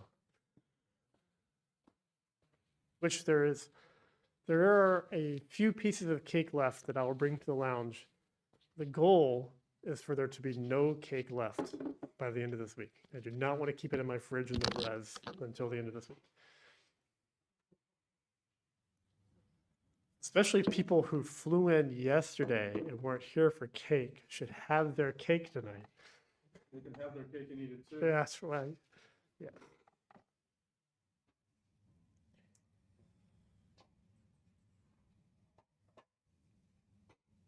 So we had a Morello item last time, Brooks, for 14 that was a hand wavy. I think it's equally hand wavy. Yeah. Are there any, I don't think we have any big, would the IOVEC macros being upstreamed be an interesting thing or not? The IOVEC macros, I mean, they're really for hybrid support. They are. But I do generally like the result. There's a merge conflict for me constantly, but. Yeah. So, I mean, merging the IOVEC macros wouldn't be terrible.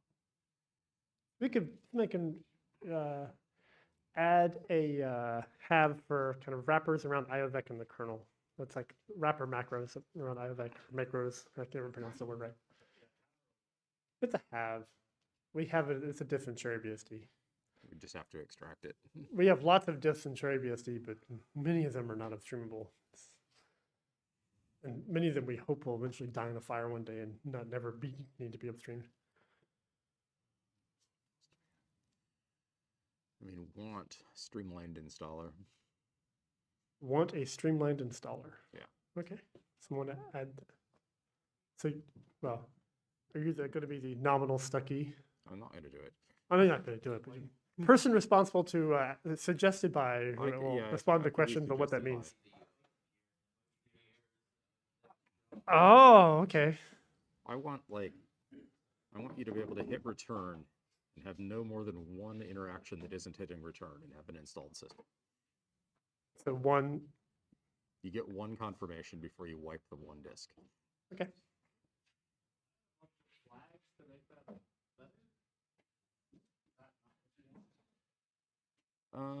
I don't know. We'll have to talk. My vision is basically that the default installer, if you're on a machine with a single disk, you should just press return until you get to the yes, I mean it, and then you should continue pressing return until you reboot. You can put me down on that one as well. Ah, more volunteers. Well, I mean, the foundation, I think, is willing to invest in that stuff. So. So far I have Brooks, Ed, Pierre, and Brad. That, but actually, Too many owners. Too many owners. You take me off. all right, we'll let Brooks off for good behavior. Okay. Up, 9PFS client, and overlay FS. We talked about 9PFS client before. I thought that was that's in our have, isn't it? It is a have. It exists even. If it needs work, it's still a have, right? Yeah. Yeah. Skepticism. Okay. All right. We'll have as a want. So this is called table generation. One is something I'm working on. Yeah. I still owe you commentary. Yeah, I put it under one just because I don't know.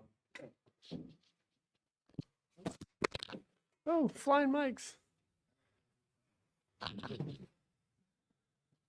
Yeah, that was me with the mic drop.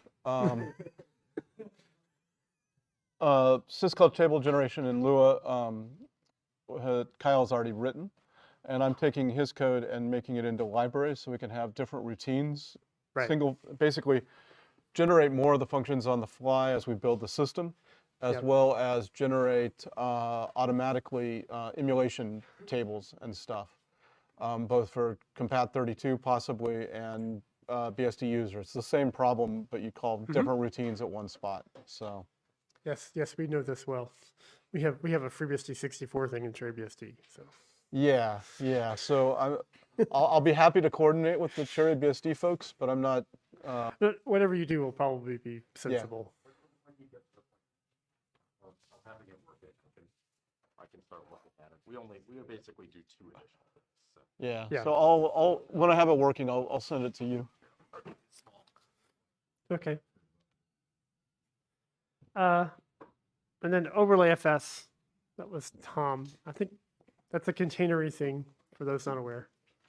I think it's like a null FS of a file is the way to think of it.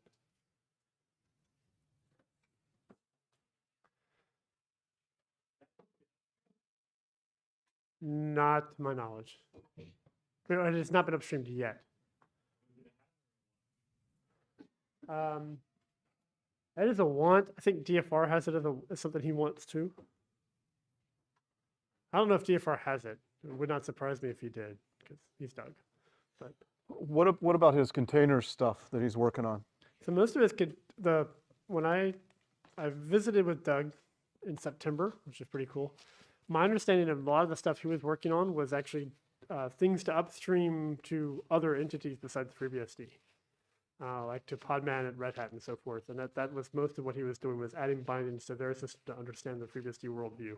Or that's just how to do things on FreeBSD, more than changes that needed to be done into FreeBSD. I think overlay FS was one of the things he does actually need in FreeBSD though. But there could be more, so. I have a co-op student working on containerization stuff right now. Okay. And it's basically just trying Doug's, working through Doug's examples and sort of seeing where things are. So, Okay. yeah, well, I think hopefully we'll have some interesting stuff out of that too. Okay. Oh, so to be clear, this per file null FS, that is what overlay FS is. So those are the same items. I was just kind of describing. Oh, it is? All right, then, okay. Huh. Okay.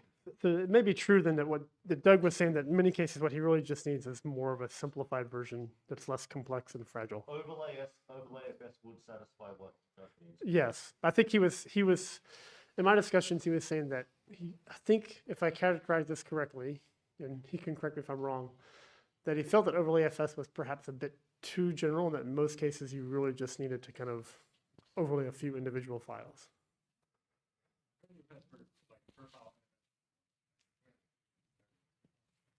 Yeah. I mean, like I said, he could have it under his pillow. It wouldn't surprise me. Well, if I remember what he said, I believe he's actually done something already. Yeah. And I think he doesn't like what he did. Yes. Okay. So more things that are either need or wants. Oh yeah.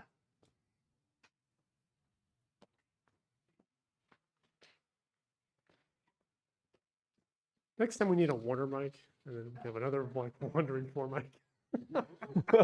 Maybe I should just give Warner my mic. That could be dangerous. So for minimal, you can put my name by it. This is a long-term project I've had to basically kick everything out of generic. And we only want the things in minimal we can't load in the bootloader. So we also need some bootloader support to load the things at boot that it knows it's going to need based on the plug-and-play information. File systems are fun though, right? Do you have to File duplicate yeah. pasting the way Geom does sort of to make that work?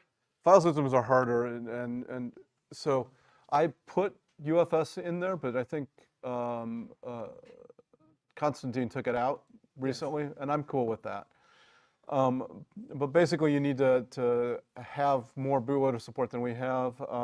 Manu did some experimental work on ARch64 for doing FDT, and we need the same thing for all platforms for PCI.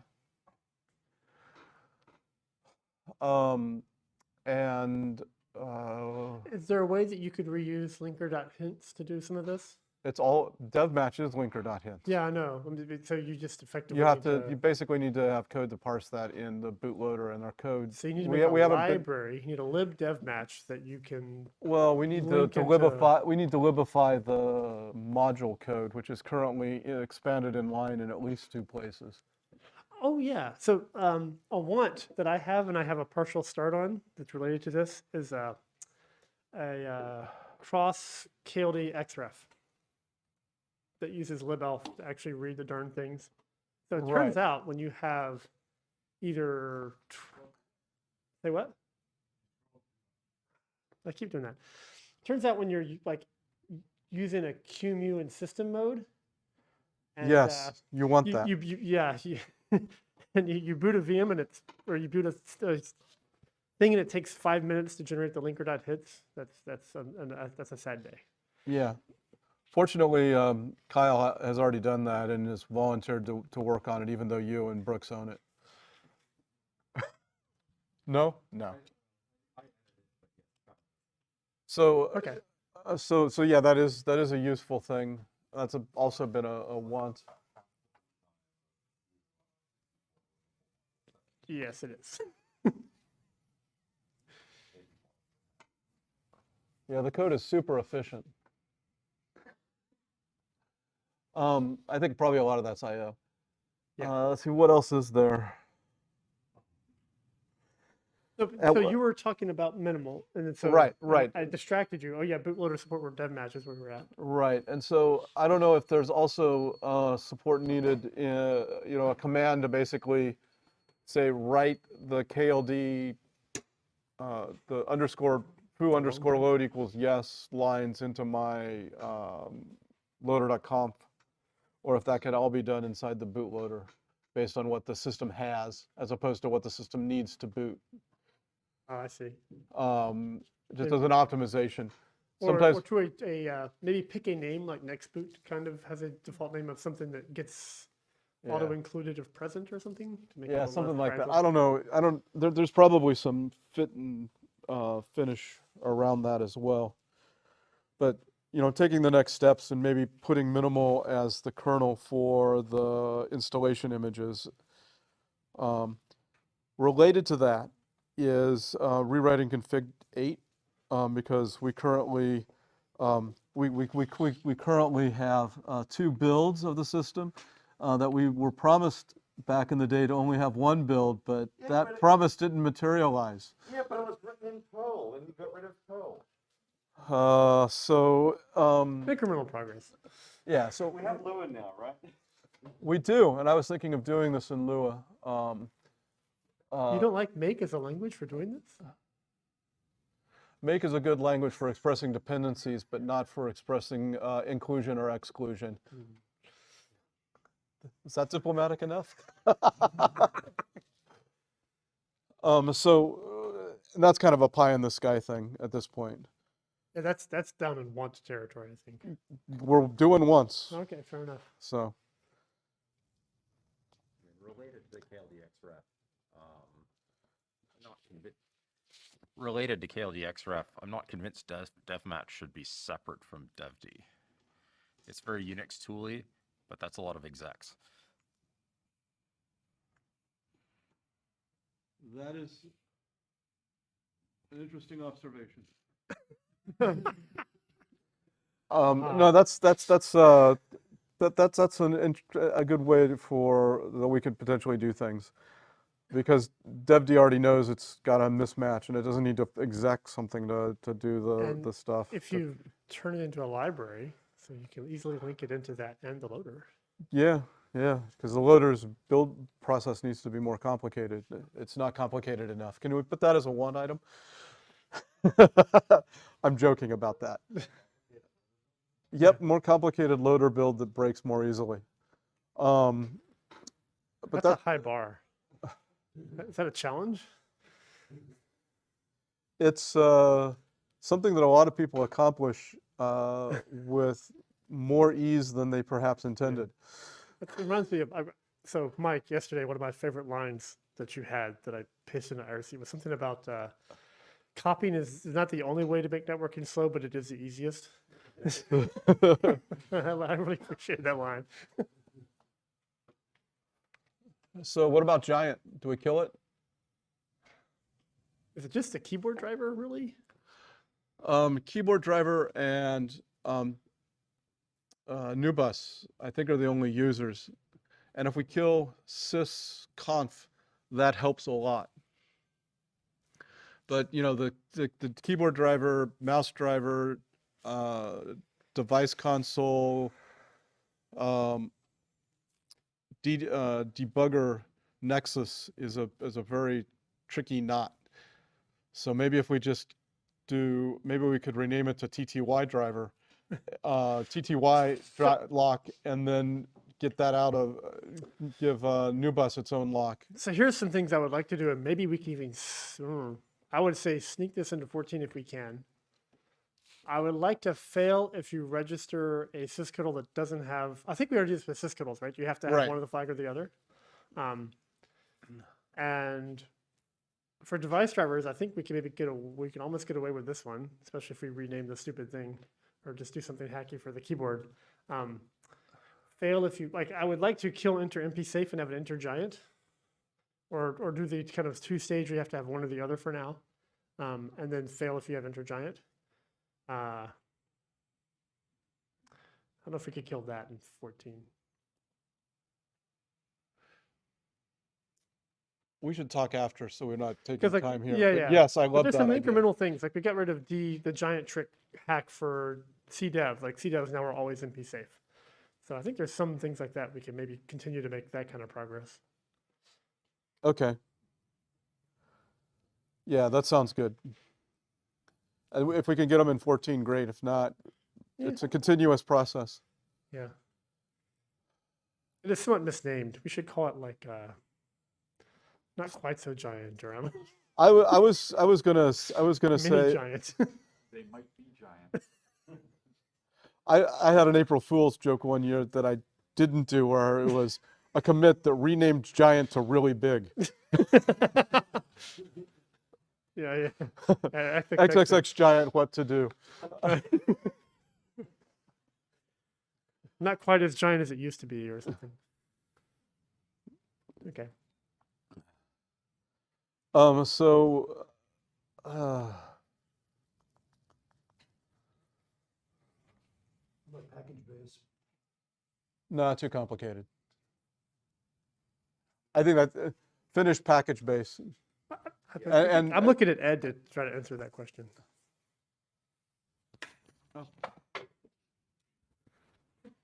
Yeah, I think Last hour, there maybe we should have actually talked about that. yeah, so there's a goal of getting a plan to get package-based packages built as part of 14. So that's not updating the installer or anything, but just have them consistently built and released along with all of the other artifacts. And so that- released in a way where if you want to use it, it works out of the box because it's from FreeBSD.org and things like that. Yeah.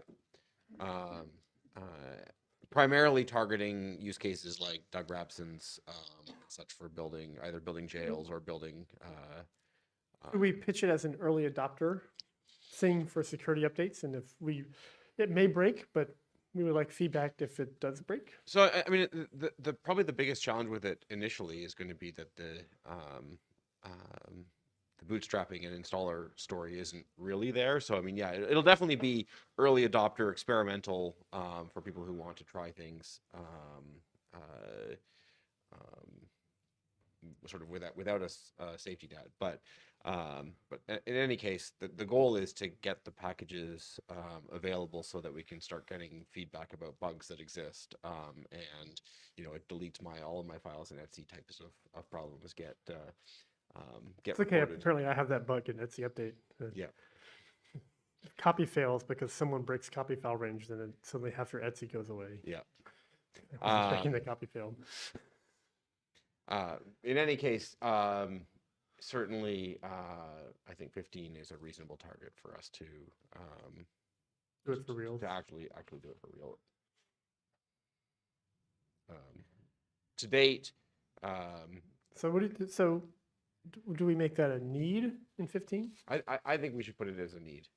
Okay. I think getting that stuff available on a more wide basis will make it very apparent how much more we still need to do. Oh yes, I think we need this step to help us. We need some pain to push us. We need some stick, not just carrot.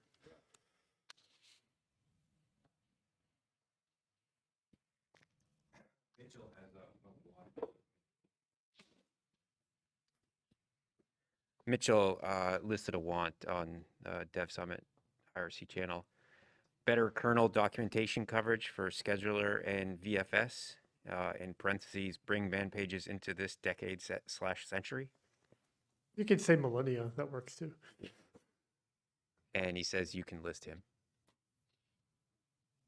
Yeah, I know in some earlier work we found for TARFS, we found some VFS documentation that was completely wrong. That doesn't surprise me. Yeah, and some recent work we did that went into 14 to add TARFS. Yeah, we found a bunch of the VFS documentation was documenting fields that aren't there anymore, or things just exactly the opposite of the truth. Is someone adding that to? It's on the list. It's on this? I just missed it. Oh, I see. It was just above reduced China. Okay. But it is now. Yeah. Thank you for.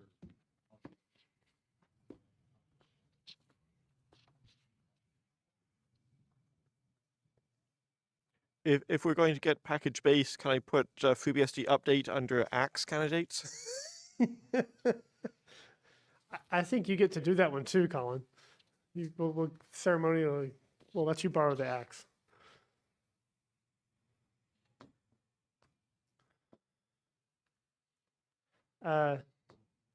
Is that I18N? It's either L10N or I18N, I thought. Right. Localization and internationalization, there's not, I don't know what. I don't know what word that is. Anyway, although I think we know. There you go. Nice. This sounds great. If we've got somebody that has it. Yes. Oh, yes. And something other than the poop emoji. Well, but I want my to mount poop emoji device with my refile.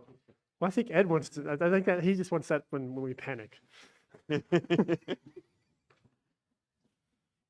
not hard to do. You can do git config wlan0 name poop emoji. Yeah.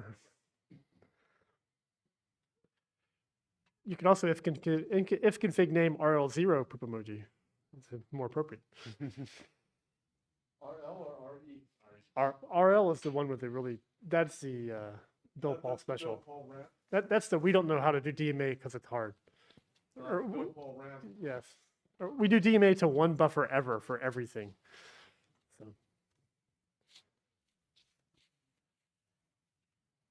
Okay, so we got about. We have one more.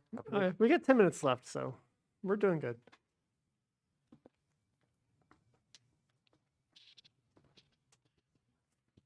So, okay. So I'm fan. So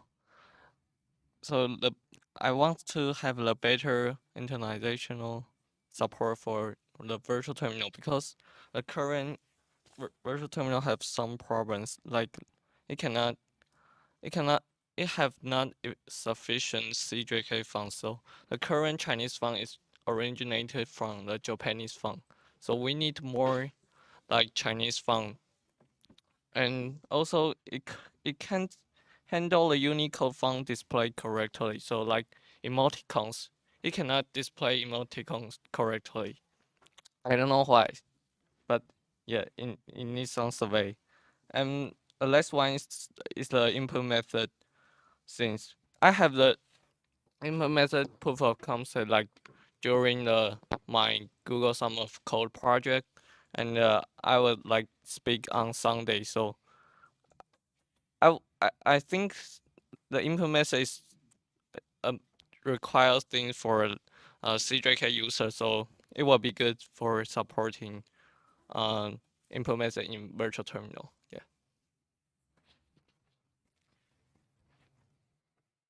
So GSOC reminds me of some halves. My GSOC student last year was quite productive, even after GSOC was over. So there's a have for single-step support for AMD CPUs and the Beehive debug server, which is more painful on AMD because Intel gives you a nice single-step VM exit and AMD doesn't. You have to shadow the trap flag and force the guest to do an exit and all sorts of painful stuff. Then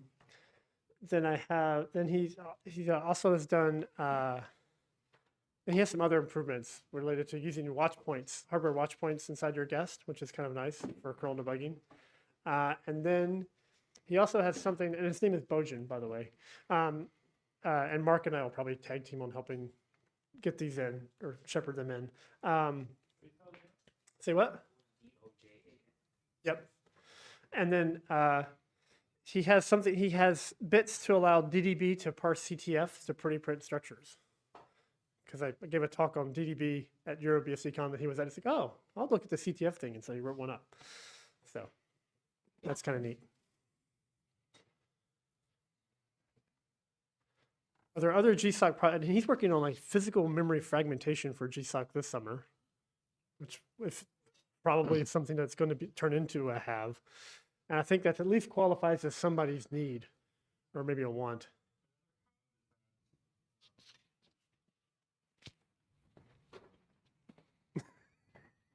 Come on down. So another have that might be interesting is inline function tracing with dtrace. So that's mostly Christos, who's I think about to get a commit bit. Yes, he is. So one limitation of dtrace is, you can use FBT to probe function entries and returns, but it only works if there's an ELF symbol corresponding to those functions. But now we have a dtrace provider that lets you basically put a probe on pretty much any instruction. And so now you can use that to trace inline functions, which I think will be pretty useful for debugging stuff. I've already used it a few times here and there, but sorry? Christos? So that's done. It was his project for like the past few months for the foundation. So once he has his commitment, I think we'll get him getting that stuff into the tree. And I saw Warner added bootloader command line editing. So I guess like libedit for the loader. Yeah, my GSOC student did it last year, but it wasn't committable. Okay. My GSOC student did it last summer. It wasn't committable, and I've tried a couple of times, and I haven't had the time. So is there a / looking for volunteer to help me on that one? Didn't we have something? I may have forgot to. On the 14 page, we had a thing at the bottom. I didn't copy it over. We had like a key for some certain annotations we could do. Yeah, so we should copy that over and add an annotation for that type of thing and tag it. Okay, because it's useful. I've used it a couple of times, but every time I've gone to Rebase and try to integrate it, just life happens. Okay.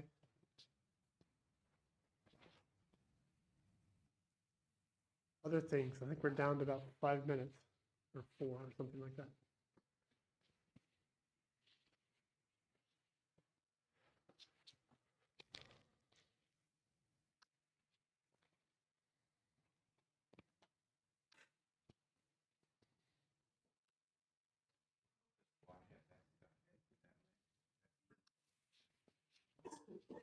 So there's a project to get Squash FS. I'm not sure if it would live in base, but I think it's useful for, like I know some Linux distributions use it for their installer, right? It's a read-only compressed file system that there's a project, well, we tried a few times, but there's a project this summer, a Google Summer of Go project that Chuck is mentoring. So is that something we want?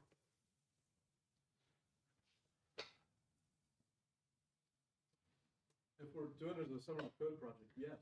I mean, Yeah. That's the default, unless it's, pinwheeled badly. So I think, yeah, we do.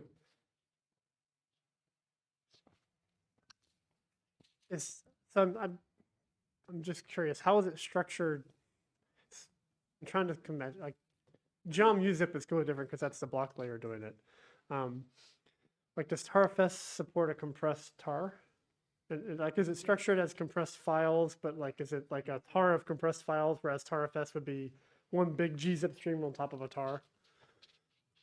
You're asking about TARFS specifically? Well, I'm trying to understand what's like how to The difference compare, between- like Okay. how Squash FS is different from, say, like TarFS, if TarFS supports a big GZ, which would be a pain. But So TARFS supports gzip and Z standard compressed tarballs like you would get, like a normal tarball you would make. It has an optimization with Z standard where you can have it put a marker where each file starts so it can seek.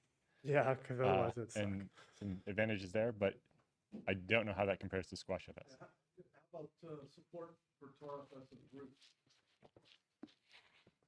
That's a selfish ask on my part.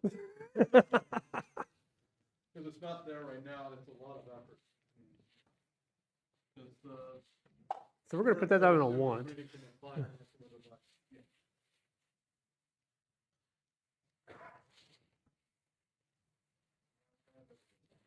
Yeah, thinking of the bottom of the want.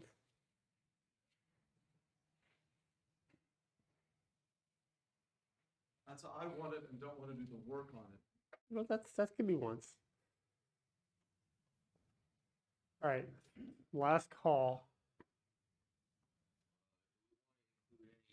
Or do we have anything from the external tool chains discussion?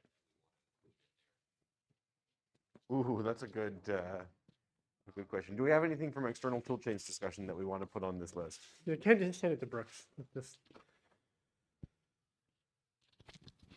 I'd at least like to see Poudriere support for overlaying tool chains on jails in some manner, so that we can build without tool chain jails and swap out packaged or some sort of overlaid tool chain. In particular, it can't be install a package for everything that might need a C compiler because that's just too slow.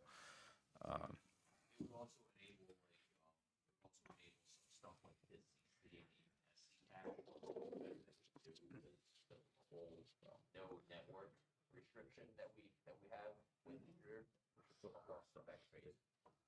Yeah, it might make sense to just have a list of packages that get installed and committed to the jail, and that's part of the jail. It's not.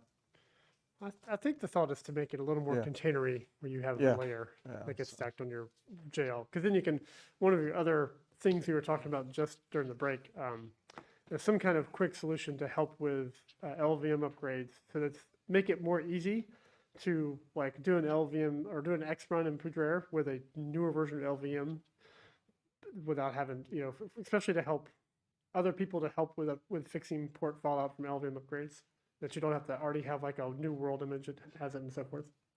And I guess the one of the motivators for a more external tool chain is support for Rust. So Rust Yeah. in the kernel and Rust in user space are separate things. Yeah. Where do you want to put those? In the Want. Well, okay, want for both. So I have a question. I don't know if this belongs on need or want, but where does the CI improvement I think pieces that's, go? I want that to Is be that a need. orthogonal to this, or is that in these lists? Is the question. I'm happy to have that be a need. So, Because you I'm happy to have that be a I'm need working on and some that- stuff. Ed's working on some stuff. You're working on some stuff. Moen's working on some stuff. Lee Win is always working on stuff. Doesn't stop working on it. So how do we Yeah. is that something we need to track, or is that just I orthogonal to this? I think it is useful to think of this as a 2-year project schedule-ish, sort of. And so I think it is appropriate, better than not tracking it anywhere. I'd rather kind of track it on this timeline. Okay, if it gets too hard, we'll move it somewhere else. Yeah. Okay. Yeah, we make this, we want to split it up into at least pre-commit CI, and do we want that separate for source and ports? Pre-commit CI for ports, pre-commit CI for source. We've got developer CI, local developer CI, because that's what Moen's working on, and WeWin's doing the infrastructure to make it so that we can do pre-commit, whether it's optional or mandatory. We can request a pre-commit run before we land it, or however we're going to do all that. So. Some people are finally piped up on Discord. First one being someone circled 4 things in the acts list that they were not happy about. We don't need to go there. I think part of it is just they don't necessarily have the context as to why we're removing FireWire on v6, SendMail, and Ford support, but we don't need to go there. The other one, Sean Webb, asks, I wonder if the devmatch/devd merge could use the new net filter support. That's just a question. Netlink is probably what he means. I think that's orthogonal, because that's just the. Not me. But what I think it's, rather than devmatch, that's more about would devd switch to using Netlink instead of its homegrown solution for messaging. Yeah. But that's an orthogonal question. You could put it as a want, perhaps.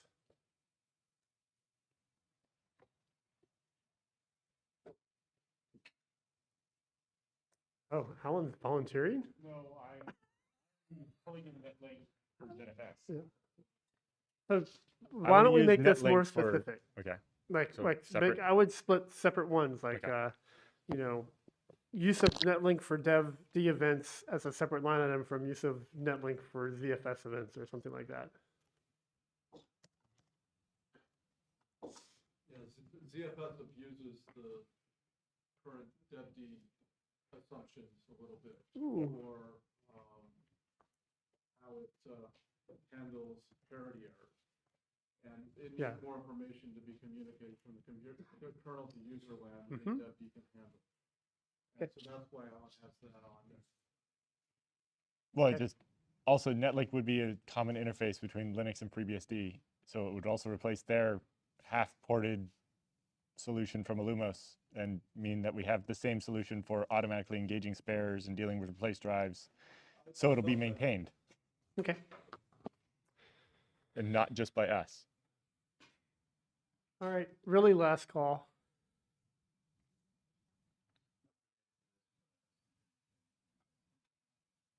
Okay. All right. Then I'm going to say we should pause. Ed is getting things ready for lunch. Before we all run upstairs to the back of the room, I don't have the, I need to get it. I'll post it during lunch actually. So we do have a brief survey we'd like folks to fill out to help us with planning future Dev Summits. And I'll throw the link up on the slides during the lunch break. We'll try to get it out in some other electronic form that's easier to use than type in a URL because that's terrible. And then whatever Dan would like to say.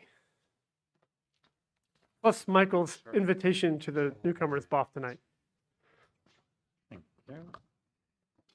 So this really only applies to those that are coming to help with the registration packs. Normally we do that in this building, lug everything up from the car, pack everything up, lug it down to the car, lug it over to the pub. We're shortening this process. We're going straight to the pub. So if you don't have plans this afternoon, join me at Father and Son's Pub from about 1 o'clock, and we'll assemble the registration packs over your favorite beverage. Thank you.